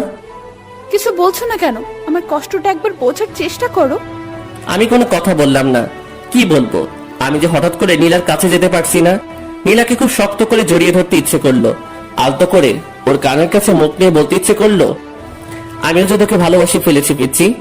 কিন্তু অজানা এক বাধায় সবকিছু আটকে গেল, কিছুই করতে পারলাম না। আম্মু এসে আমাদের ডিনার করার জন্য ডাকলো। আমি আর নীলা নিচে গেলাম ডিনার করতে। আব্বু চলে এসেছে। আমরা সবাই একসাথে ডিনার শেষ করলাম। রুমে এসে বসে আছি, মানে নীলার জন্য অপেক্ষা করছি। নীলা একটু পরে আসে। আম্মুকে মনে হয় একটু হেল্প করে, তাই আসতে একটু দেরি হয়। কিছুক্ষণ পর নীলা আসলো, হাতে 1 গ্লাস পানি আর ওষুধ নিয়ে। এখন আবার ওষুধ কেন? সুস্থ হলেও ওষুধ খেতে হয়। ওষুধ খেলে আর অসুস্থ হবে না, না হলে অসুস্থ হওয়ার সম্ভাবনা থাকে। আমি তো সুস্থ হয়ে গেছি, আমি একদম সুস্থ, এখন ওষুধ খাওয়া লাগবে না। বেশি কথা বলো না তো, দেখি আমি খাইয়ে দেই। তারপরে নীলা আমাকে ওষুধ খাইয়ে দিল। ওষুধ খাওয়ার সাথে সাথে আমার মাথাটা কেমন ঝিমঝিম করছে। বুঝলাম না নীলা আমাকে কি খাওয়ালো, কেমন অলসতা বিরাজ করতে শুরু করলো। মনে হচ্ছে নীলা হয়তো আমাকে ঘুমের ওষুধ খাওয়ালো, কিন্তু নীলা আমাকে ঘুমের ওষুধ খাওয়াতে যাবে কেন? নীলা আমার কাছে আসলো, এসে বলল, আজ তোমাকে আমি আপন করে নেব, কেউ আটকাতে পারবে না। আমি বুঝতে পারলাম নীলা আমাকে ঘুমের ওষুধ খাইয়েছে, কিন্তু নীলা আমার কাছে আসার জন্য এটা করতে পারলো? আমি কিছুই করতে পারছি না, ভীষণ ঘুম পাচ্ছে। নীলা আমার কাছে আসলো, এসে আমার শার্টটা খুলে দিল। নীলাকে আটকাতে পারছি না, মানে ঘুমের ওষুধ খাওয়ার পর আমি কোনো শক্তি পাচ্ছি না। নীলা আস্তে আস্তে আমার খুব কাছে চলে আসলো। আমি কিছুতেই মানতে পারছি না নীলা আমাকে ঘুমের ওষুধ খাইয়ে এগুলো করছে। তারপরে নীলা আমাকে কিস করতে শুরু করলো। আজ নীলার হাত থেকে আমার নিস্তার নেই, একেবারে শেষ করে ফেলবে। নীলা ওর ড্রেস খুলে ফেললো। এখন আমাদের দুজনের শরীরে একটা সুতা পর্যন্ত নেই। নীলা আমার খুব কাছে চলে আসলো। আমি নীলাকে আটকাতে পারলাম না, সবকিছু শেষ করে ফেললো। নীলার প্রতি আমার অনেক রাগ হলো। ও আমাকে ঘুমের ওষুধ খাইয়ে নীলাকে মারতে ইচ্ছে করছে, কিন্তু আমি উঠে বসার মতো শক্তি পাচ্ছি না। নীলা আমার উপরে শুয়ে আছে, একটু পর পর আমার দিকে তাকাচ্ছে। কিছুক্ষণ পর নীলা আমাকে বিছানা থেকে তুলে ওয়াশরুমে নিয়ে গেল। দুজনে একসাথে শাওয়ার নিলাম। শাওয়ার নেওয়ায় আমার ঘুম একেবারে ভেঙে গেল। আমার নিজের প্রতি অনেক রাগ হতে শুরু করলো। নীলা আমার সাথে এগুলো করলো, অথচ আমি ওকে আটকাতে পারলাম না। আমি ড্রেস চেঞ্জ করে রুমে চলে আসলাম। আজ নীলার খবর আছে, ও কি করলো আমার সাথে। নীলা ওয়াশরুম থেকে বেরিয়ে আসতে আমি ওকে একটা চর বসিয়ে দিলাম। তুই এটা কি করলি আমার সাথে? যা করেছি একদম ঠিক করেছি, এটা ছাড়া আমার কোনো উপায় ছিল না। নীলার কথা শুনে আমার রাগ আরো বেড়ে গেল। আমি খাটের রেলিং খুলে নীলাকে মারতে শুরু করলাম। অনেক মারলাম নীলাকে। মারতে মারতে লোহার রেলিংটা ভেঙে ফেললাম। নীলা কাঁদতে কাঁদতে বলল, তোমাকে আপন করে নেওয়া কি আমার অপরাধ? আমি কি আমার স্বামীর ভালোবাসা কোনোদিনও পাবো না? কেন বিয়ে করেছো আমাকে? আমার কি একটা স্বপ্ন থাকতে পারে না? তুই আমার চোখের সামনে থেকে সর। তোর মতো পিচ্ছি মেয়েকে আমার সহ্য হয় না। আমি কখনো তোকে বিয়ে করতে চাইনি। আম্মু আব্বু আমাকে জোর করে তোর সাথে বিয়ে দিয়েছে। আসলেও তো তোমাকে তো জোর করে বিয়ে দিয়েছে। জোর করে তো আর ভালোবাসা পাওয়া যায় না। আমি এটা ভুলেই গিয়েছিলাম। মুক্ত করে দিচ্ছি আমি তোমাকে। আর কখনো বিরক্ত করব না। চলে যাব আমি তোমার কাছ থেকে অনেক দূরে। আমাকে প্লিজ ক্ষমা করে দিও। আর কখনো তোমাকে এই পিচ্চির জ্বালা সহ্য করতে হবে না। মুক্ত করে দিলাম। খুব ভালোবাসি তোমায়। আমি কোনো কথা বললাম না। নিজের প্রতি নিজেরই ঘৃণা জন্মালো। আমি নীলা কি মারলাম? কি করে ওর মতো একটা পিচ্চি মেয়েকে মারতে পারলাম? খুব ভুল করে ফেললাম আমি। এক্ষুনি ওর কাছ থেকে ক্ষমা চেয়ে নেব আর ওকে আমার বউয়ের মর্যাদা দেব। আমি পিছনে তাকাতেই নীলাকে দেখতে পেলাম না। বুকের মধ্যে কেমন ধুপ করে উঠল। রুমের মধ্যে নীলাকে খুঁজলাম কিন্তু পেলাম না। ওয়াশরুমে গেছে হয়তো। ওয়াশরুমে গেলাম কিন্তু নীলাকে পেলাম না। কোথায় গেল নীলা? আমি বেলকনিতে গেলাম কিন্তু নীলাকে পেলাম না। আমি নিচে গিয়ে নীলাকে ডাকতে লাগলাম। আমি সারা বাড়িতে খুঁজে নীলাকে পাচ্ছি না। আমার চিৎকার করে ডাকায় আম্মু আব্বু জান্নাত এরা সবাই বেরিয়ে আসলো। কি হয়েছে? এত জোরে জোরে নীলাকে ডাকছিস কেন? কোথায় গিয়েছে ও? আম্মু, আমি নীলাকে খুঁজে কোথাও পাচ্ছি না। পাচ্ছি না মানে? কোথায় যাবে এত রাতে? বাড়িতে আছে, দেখ ওয়াশরুমে গেছে হয়তো। না আম্মু, ওয়াশরুমে আমি খুঁজেছি। সারা বাড়িতে নীলাকে খুঁজতেছি কিন্তু কোথাও পাচ্ছি না। কি বলছিস? কি কিছু হয়েছে তোদের মধ্যে? তারপর আমি সব ঘটনা খুলে বললাম। মানে নীলাকে বউয়ের অধিকার দেইনি এসব কথা বললাম। তুই এটা কিভাবে করতে পারলি? যেখান থেকে পারিস তাড়াতাড়ি নীলাকে নিয়ে আয়। আনবো আম্মু, আমি নীলাকে খুঁজে আনবো। আমি নীলাকে কোথাও যেতে দেব না। তারপর আমি বাড়ি থেকে বেরিয়ে পড়লাম নীলাকে খুঁজতে। কোথায় খুঁজবো আমি নীলাকে? কোথায় গেল মেয়েটা? আশেপাশে অনেক খোঁজাখুঁজি করলাম কিন্তু নীলাকে কোথাও পেলাম না। চোখ দিয়ে জল গড়িয়ে গড়িয়ে পড়ছে। নিজেকে ভীষণ অপরাধী মনে হচ্ছে। আমার কান্না কোনোভাবে থামছে না। আমি নীলাকে খুঁজতে খুঁজতে রাস্তার মাঝখানে চলে আসি। এমন সময় একটা মিনি ট্রাক এসে আমাকে ধাক্কা দেয়। 3 দিন পর আমার জ্ঞান ফেরায়। আমি নিজেকে হাসপাতালে আবিষ্কার করলাম। আশেপাশে লক্ষ্য করলাম, দেখলাম আম্মু চেয়ারে বসে আছে। আম্মু, আমি এখানে কেন? 3 দিন আগে একটা ট্রাকের সঙ্গে তুই অ্যাক্সিডেন্ট করেছিলি। আমার সবকিছু মনে পড়ে গেল। আমি উঠে বেরিয়ে যেতে লাগলাম। আম্মু আমাকে আটকালো। কোথায় যাচ্ছিস তুই? আম্মু, নীলাকে খুঁজে বের করতে হবে। নীলাকে সবাই খুঁজছে, তুই এখন অনেক অসুস্থ, তোকে এখন যাওয়া লাগবে না। না আম্মু, নীলাকে আমি খুঁজতে যাব। নীলার সাথে আমি খুব অন্যায় করেছি। ওকে যেখান থেকে হোক আমাকে খুঁজে বের করতেই হবে। আচ্ছা ঠিক আছে, আগে সুস্থ হয়ে নে, তারপর খুঁজিস। আর শোন, নীলা হয়তো বা অ্যাক্সিডেন্ট করেছে। অ্যাক্সিডেন্ট করেছে মানে? কোথায় নীলা? তোমরা কিভাবে জানলে? আমাদের বাসা থেকে একটু সামনেই সেদিন রাতে আরও একটা অ্যাক্সিডেন্ট হয়েছিল, আর ওটা নীলাই ছিল, কারণ ওখানে নীলার রক্তাক্ত ওড়না পাওয়া গেছে। নীলার অ্যাক্সিডেন্টের কথা শুনে আমার বুকের ভিতর কেমন যেন করছে। নীলার কিছু হয়নি তো? কেমন আছে? কোথায় আছে? তুই কোনো চিন্তা করিস না, আশেপাশে সব হাসপাতালে খবর নেওয়া হচ্ছে, নীলাকে খুব তাড়াতাড়ি পাওয়া যাবে। আমার কথায় একটু স্বস্তি পেলাম কিন্তু থাকতে পারছি না। না, আমাকে এখন নীলাকে খুঁজতে যেতে হবে। আমি কারো উপরে ভরসা পাচ্ছি না। আমি নিজে নীলাকে খুঁজে বের করব। আমি কারো কথা না শুনে হাসপাতাল থেকে বেরিয়ে পড়লাম। আশেপাশে আমি নীলাকে খুঁজতে শুরু করলাম।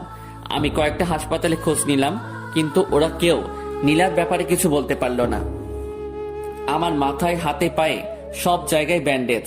নাড়াচাড়া করায় আমার মাথার ব্যান্ডেজ দিয়ে রক্ত বেরিয়ে পড়ছে। আমি নিরুপায় হয়ে রাস্তা দিয়ে হাঁটছি আর আমার মাথা দিয়ে টপে টপে রক্ত ঝরছে। কিছু দূর এগুতে আশিক, সামি ওরা আমাকে দেখতে পেল। আমার মাথা দিয়ে রক্ত পড়ায় ওরা আবার আমাকে হাসপাতালে নিয়ে গেল। ডাক্তার আমার মাথায় আবার ওষুধ লাগিয়ে ব্যান্ডেজ করে দিল। নীলার জন্য আমার ভীষণ কষ্ট হচ্ছে। কোথায় পাবো আমি নীলাকে? নীলাকে ছাড়া আমি আর এক মুহূর্ত থাকতে পারছি না। ডাক্তার আমাকে ঘুমের ইঞ্জেকশন দিয়ে ঘুমিয়ে রাখে। এভাবে 7টা দিন পেরিয়ে গেল। আমি এখন মোটামুটি সুস্থ। আজকে আমাকে হাসপাতাল থেকে বাড়িতে নিয়ে গেল। এই 7টা দিন আমার কিভাবে কেটেছে আমি বুঝতেই পারিনি। এখন আমি থাকতে পারছি না নীলাকে ছাড়া। আমার ভীষণ কষ্ট হচ্ছে। নীলাকে একটু দেখার আশায় আমি ছটফট করে বেড়াচ্ছি। এখন আমি নীলাকে খুঁজে বেড়াই। সকাল থেকে শুরু করে রাত পেরিয়ে যায়, আমি নীলাকে খুঁজি, কিন্তু কোথাও পাই না। শহরের আনাচে কানাচে প্রত্যেকটা কোনায় আমি নীলাকে খুঁজেছি, কিন্তু কোথাও পাইনি। ভাবছি ঢাকায় যাব, ওখানে গিয়ে নীলাকে খুঁজবো। আমি বাড়িতে জানিয়ে ঢাকা যাওয়ার উদ্দেশ্যে বের হলাম। রাজশাহী থেকে ঢাকাতে যেতে 6 ঘন্টার মতো সময় লাগে। নীলার কথা ভাবতে ভাবতে আর নীলাকে খোঁজার আশায় আমি ঢাকায় পৌঁছে গেলাম। ঢাকায় গিয়ে একটা হোটেলে রুম নিলাম। তারপর নীলাকে খুঁজতে শুরু করলাম। প্রথমে শহরের হাসপাতালগুলোতে নীলার খোঁজ করতে শুরু করলাম। সারাদিন নীলাকে খুঁজি, মাঝরাত পর্যন্ত খুঁজে বেড়াই। আবার হোটেলে ফিরে আসি গভীর রাতে। নীলাকে কোথাও খুঁজে পাই না। রাতে বাসায় ফিরে ঘুম আসে না। নীলার কথা ভাবতে ভাবতে সকাল হয়ে যায়। এইভাবে 1 মাসের মতো আমি নীলাকে খুঁজি, কিন্তু পাই না। 1 মাস নিয়মিত ঘুম না পাড়ায় আমি একটু অসুস্থ হয়ে পড়লাম। আমি বাড়িতে ফিরে আসলাম। সবার কাছে নিজেকে অপরাধী মনে হয়। আমি সত্যি বড় অপরাধী। আমি নীলার সাথে অনেক অপরাধ করেছি। চাচা চাচির সামনে নিজের মুখ দেখাবো কিভাবে? ওদের একমাত্র মেয়ে, ওরা কত কষ্ট আছে। আমার ভীষণ কষ্ট হয়। যদি কাউকে দেখাতে পারতাম তাহলে সেই বুঝতো আমার ভেতরটা। রুমে শুয়ে আছি, এমন সময় আম্মু আসলো খাবার নিয়ে। ঢাকায় গিয়ে তো নিজের শরীরের অবস্থা একেবারে শেষ করে ফেলেছিস। শোন, যা হয়েছে সেটা তোর ভাগ্য ছিল। তুই দেখিস নীলা একদিন ঠিক ফিরে আসবে। আমি আম্মুকে জড়িয়ে ধরে কান্না করতে শুরু করলাম। আমার ভীষণ কষ্ট হয়, ভীষণ। আমি বুঝতে পারি, তোর দিকে তাকালেই আমি সবকিছু বুঝতে পারি। আম্মু, এখন কি করব আমি? সবকিছু ঠিক হয়ে যাবে, তুই একটু ধৈর্য ধর। তারপরে আম্মু আমাকে খাইয়ে দিল। আমি বসে বসে নীলার সেই দুষ্টুমিগুলো ভাবছি। কত কিছুই না করতো একটু ভালোবাসা পাওয়ার জন্য। আজ আমি ওকে আমার সব ভালোবাসা দিতে চাই, কিন্তু আজ ও নেই। ওদিকে নীলা এখন দুবাইয়ে। নীলা সেদিন রাতে বাড়ি থেকে বের হওয়ার পর কোথায় যাবে, কি করবে, এসব ভাবতে ভাবতে রাস্তা দিয়ে হাঁটছিল। নীলা তো এই মুখ নিয়ে বাসায় ফিরে যেতে পারবে না। নীলা রাস্তা দিয়ে যাওয়ার সময় একটা কারের সাথে ধাক্কা খায়। নীলার মাথায় ভীষণ আঘাত পায়। গভীর রাত্রে রাস্তায় কেউ ছিল না। কারের ড্রাইভারটি নীলাকে তুলে হসপিটালে নিয়ে যায়। কারের ড্রাইভারটির নাম সাইদ। সাইদ নীলাকে হসপিটালে নিয়ে যাওয়ায় নীলাকে হালকা চিকিৎসা দেয়। ডাক্তার বলেন রোগীর মাথায় ভীষণ আঘাত লেগেছে, একটা অপারেশন করাতে হবে। আর আমরা এই গুরুত্বপূর্ণ অপারেশনটি করতে পারবো না। রোগীকে উন্নত চিকিৎসার জন্য ঢাকায় নিয়ে গেলে ভালো হয়। আর অপারেশনটা যত তাড়াতাড়ি হবে রোগীর জন্য ততই ভালো। অপারেশনে যদি কোনো ত্রুটি হয় তাহলে রোগীর স্মৃতিশক্তি হারিয়ে যেতে পারে। এমন সময় সাইদ পড়ল ভীষণ বিপদে। সাইদ কি করবে, কিভাবে নীলার ভালো অপারেশন করাবে? সাইদ তার বাড়ির লোকজনের সঙ্গে কথা বলবে। সাইদ সহ ওদের পরিবারের সবাই প্রবাসে বসবাস করে, মানে দুবাইয়ে থাকে। সাইদ বাংলাদেশে বেড়াতে এসেছে। সাইদের বাড়ির লোকজন বলল মেয়েটিকে নিয়ে দুবাই চলে আয়, এখানে ওকে উন্নত চিকিৎসা দিলে ও খুব তাড়াতাড়ি সুস্থ হয়ে যাবে। সাইদ ডাক্তারের সঙ্গে কথা বলে নীলাকে দুবাই নিয়ে যাওয়ার ব্যবস্থা করলো। নীলা মাথায় ভীষণ আঘাত পাওয়ায় জ্ঞান হারিয়ে ফেলেছে। এখনো পর্যন্ত নীলা অজ্ঞান হয়ে আছে। ওখান থেকে নীলাকে দুবাইয়ে নিয়ে যেতে একদিন সময় লাগলো। তারপর নীলাকে দুবাইয়ের সবচেয়ে ভালো একটা হসপিটালে শিফট করা হলো। দুবাইয়ের ডাক্তাররা নীলার অপারেশন করতে শুরু করলো। মাথায় আঘাত, খুব গুরুত্বপূর্ণ একটা অপারেশন। অপারেশন করতে প্রায় 3 ঘন্টার মতো সময় লাগলো। ডাক্তার বলেছে অপারেশন সাকসেসফুল, কিন্তু নীলার জ্ঞান ফিরতে অনেক দেরি হবে। নীলা কোমায় চলে গেছে। এখান থেকে জ্ঞান ফিরতে কত সময় লাগবে তা বলা সম্ভব নয়, তবে ডাক্তারদের ধারণা মতে 2-3 মাস সময় লাগতে পারে। এদিকে 1 মাস পেরিয়ে গেছে। আমি নীলাকে শহরের আনাচে কানাচে খুঁজে বেড়াই। কেউ নীলার একটু খোঁজও দিতে পারে না। রাত দিন এক করে আমি নীলাকে খুঁজে বেড়াই। আশা একটাই, নীলাকে আমি একদিন ঠিক খুঁজে পাবো। আব্বু পুলিশকে জানিয়েছিল। পুলিশেরও নীলাকে অনেক খোঁজার ব্যবস্থা করেছে, কিন্তু তারাও ব্যর্থ। এইভাবে নীলাকে খুঁজতে খুঁজতে আর বুকে কষ্টের পাহাড় জমিয়ে থাকতে থাকতে আরো 2টা মাস কেটে গেল। আজ 3 মাস পেরিয়ে গেল, নীলার কোনো খবর নেই। আমি এখনো নীলাকে খুঁজে বেড়াই। একদিন লাঞ্চ করছি, এমন সময় আম্মু বলল, দেখ নীলাকে তো অনেক খুঁজলি, কোথাও পেলি না। ভাগ্যে থাকলে একদিন নীলা ঠিক ফিরে আসবে। তার চেয়ে বরং তুই আবার ভার্সিটিতে যা, ক্লাস কর, তোর সময় কেটে যাবে। আচ্ছা আম্মু, কালকে থেকে ভার্সিটিতে যাব। ওদিকে 3 মাস পর নীলার জ্ঞান ফিরল। ডাক্তাররা আগে থেকে বলেছিল যে আজকে বিকেল 3টা-4টার মধ্যে নীলার জ্ঞান ফেরার সম্ভাবনা রয়েছে। তাই সাইদ সহ ওর আব্বু আম্মু ওরা হসপিটালে এসে বসে থাকে নীলার জ্ঞান ফেরার আশায়। নীলার জ্ঞান ফিরে এসে দেখলো সে একটা হসপিটালে। আশেপাশে লক্ষ্য করতে দেখলো 3 জন বসে আছে। আমি এখানে কেন? আপনি এখন দুবাইয়ে আছেন। 3 মাস আগে আমার কারের সঙ্গে আপনার অ্যাক্সিডেন্ট হয়, আর আপনাকে উন্নত চিকিৎসার জন্য দুবাইয়ে আনা হয়। নীলার আস্তে আস্তে সবকিছু মনে পড়ে গেল। সাইদের মা নীলাকে উদ্দেশ্য করে বলল, কি নাম তোমার? আমার নাম নীলা। তোমার কি বাসার কথা কিছু মনে পড়েছে? হ্যাঁ, আমার সবকিছু মনে পড়ছে। খুব ভালো, তুমি কোনো চিন্তা করো না, তোমাকে তোমার বাসায় পৌঁছে দেওয়া হবে। নীলা মুখ গোমরা করলো। কি তোমার বাসার কথা বলায় তুমি মন খারাপ করলে কেন? কি হয়েছে তোমার? সবকিছু আমাকে খুলে বলো। তারপরে নীলা সবকিছু খুলে বলল। বুঝলাম, ছেলেটি এত খারাপ, তোমাকে এভাবে কষ্ট দিল। না, ওকে খারাপ বলবেন না, যতই হোক ও আমার স্বামী।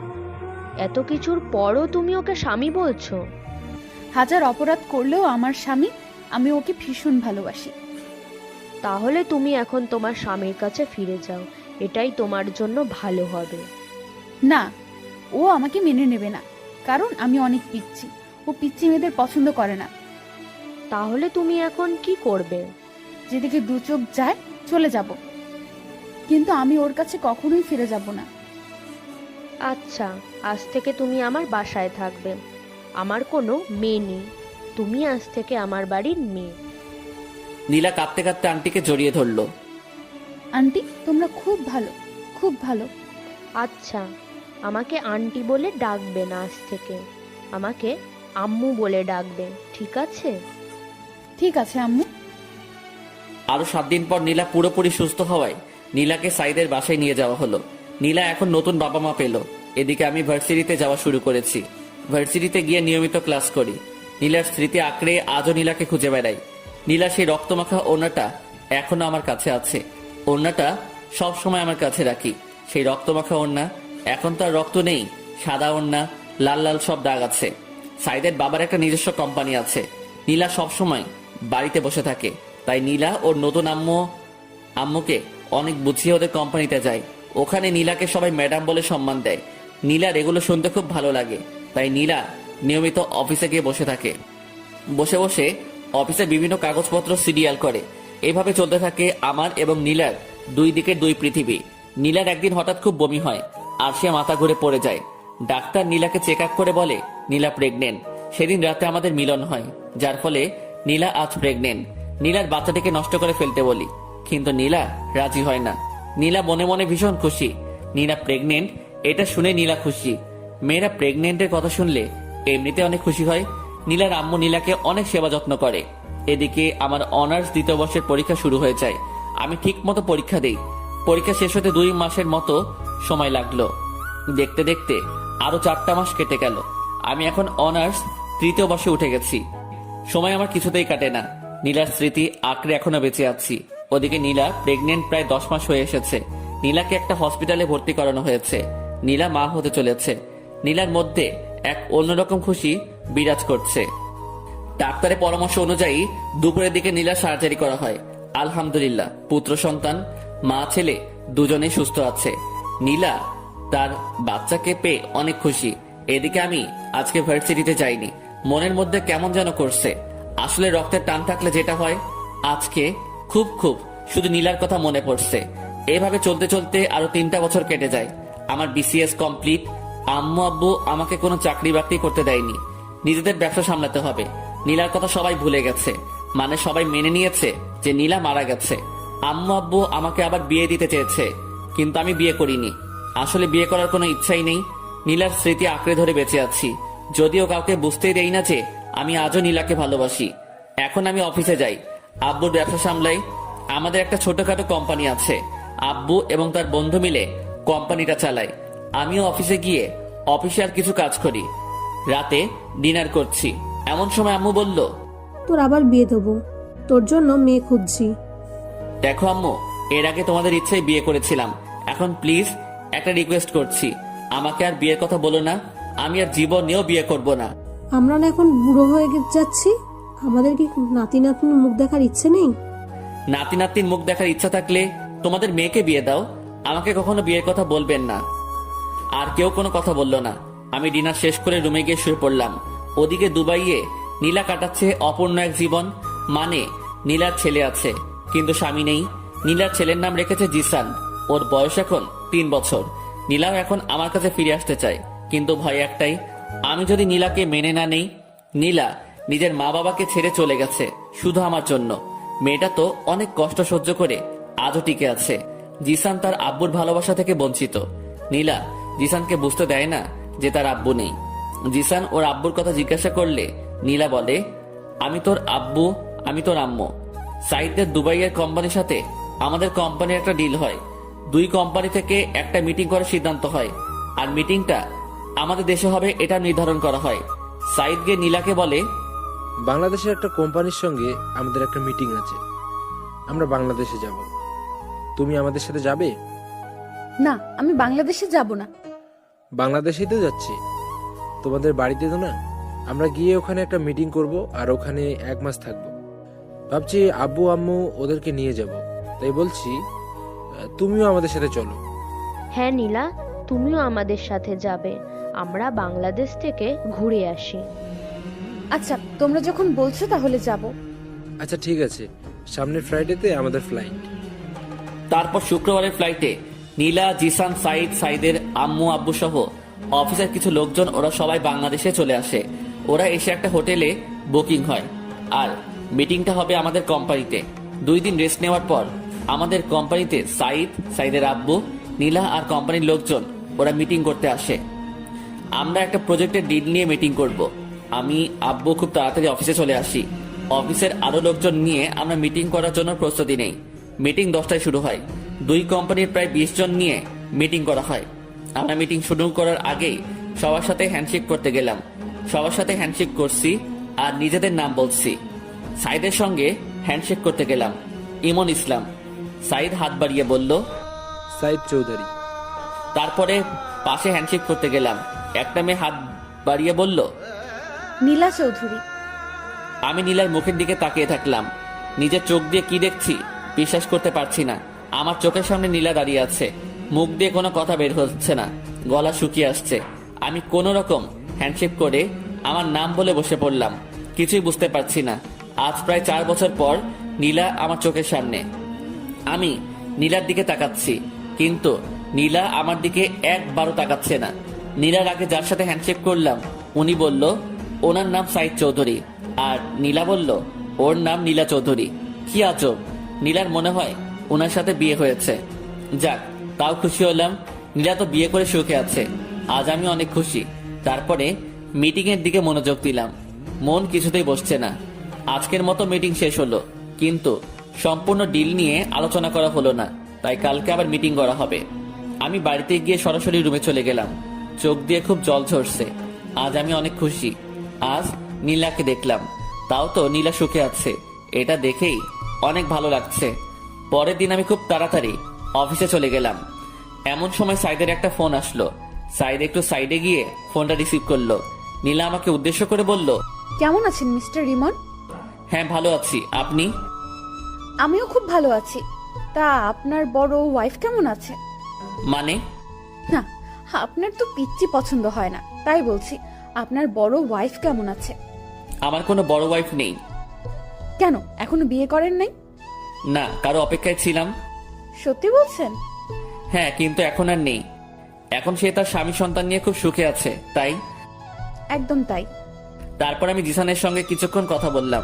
মিটিং এর সময় হয়ে গেছে, তাই জিসানকে নামিয়ে দিয়ে আমরা মিটিং করতে গেলাম। জিসানকে নীলা ওর ফোন দিয়ে পাশের একটা রুমে বসিয়ে দিল। জিসান সম্ভবত ফোনে গেম খেলছে। আমরা সবাই মিটিং করতে বসলাম। প্রজেক্ট নিয়ে বিভিন্ন আলাপ আলোচনা করলাম। মিটিং করা শেষে সাইদের কোম্পানির সঙ্গে আমাদের কোম্পানির খুব ভালো একটা বন্ধুত্ব হয়ে গেল। আমরা মিটিং শেষ করে সবাই একসাথে লাঞ্চ করলাম। শেষবারের মতো নীলার দিকে একবার তাকালাম। নীলা হয়তো আবার চলে যাবে দুবাইয়ে, তাই শেষবারের মতো আমি নীলার মুখের দিকে তাকিয়ে আছি। হঠাৎ নীলাও আমার দিকে তাকালো। আমি নীলার দিক থেকে চোখ সরিয়ে নিলাম। লাঞ্চ শেষে একটু রেস্ট নিয়ে ওরা সবাই চলে যেতে লাগলো। আমরা ওদেরকে একটু এগিয়ে দিতে গেলাম।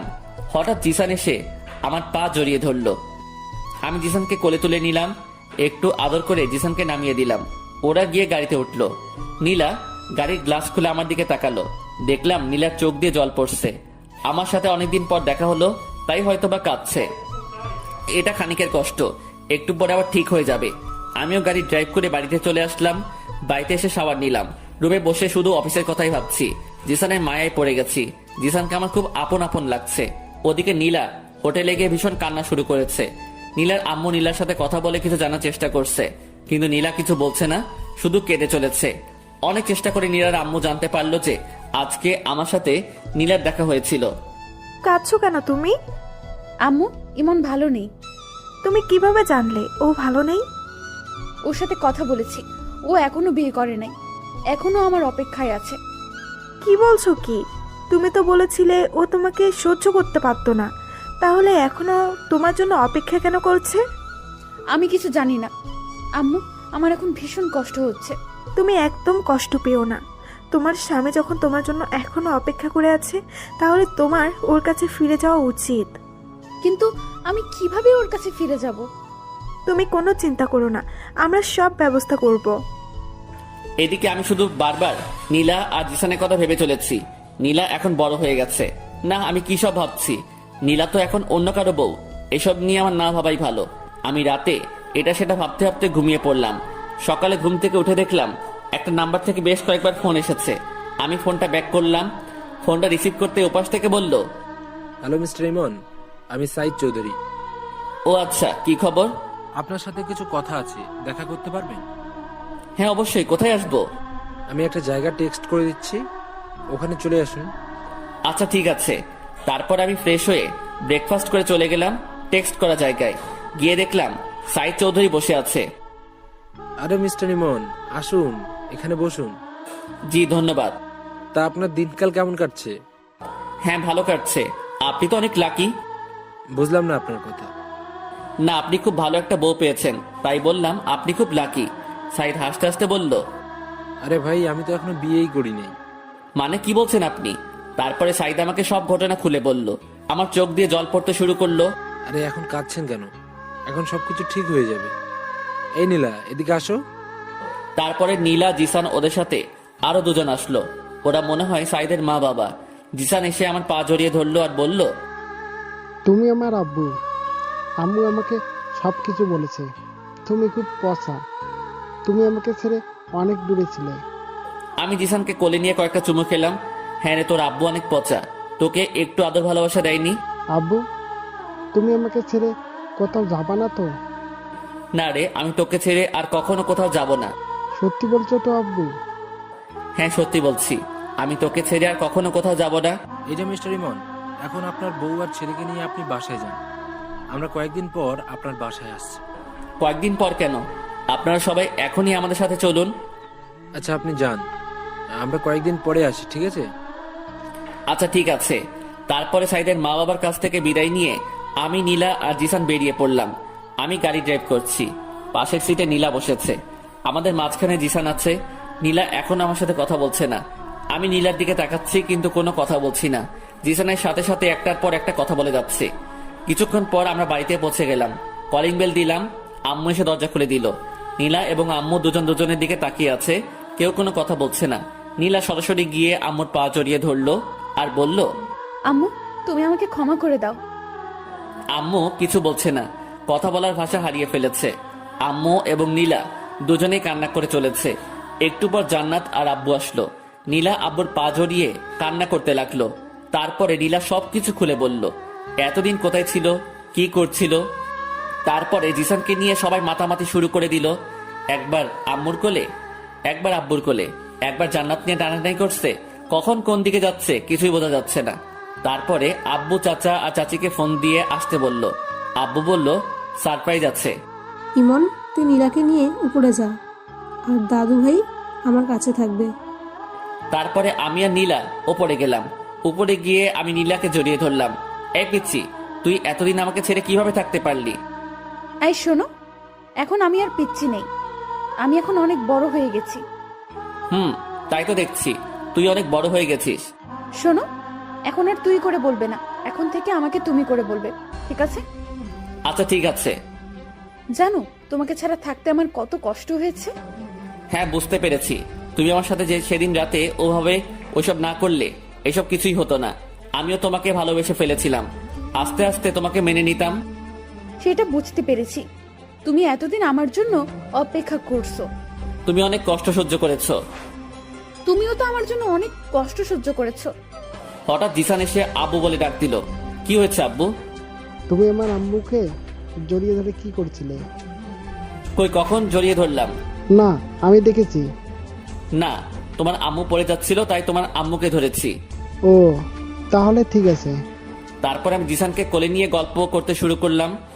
দুপুরে লাঞ্চ করে এসে আমি, জিসান, নীলা তিনজন শুয়ে দুষ্টামি করছি। এভাবে দুষ্টামি করতে করতে বিকেল হয়ে আসলো।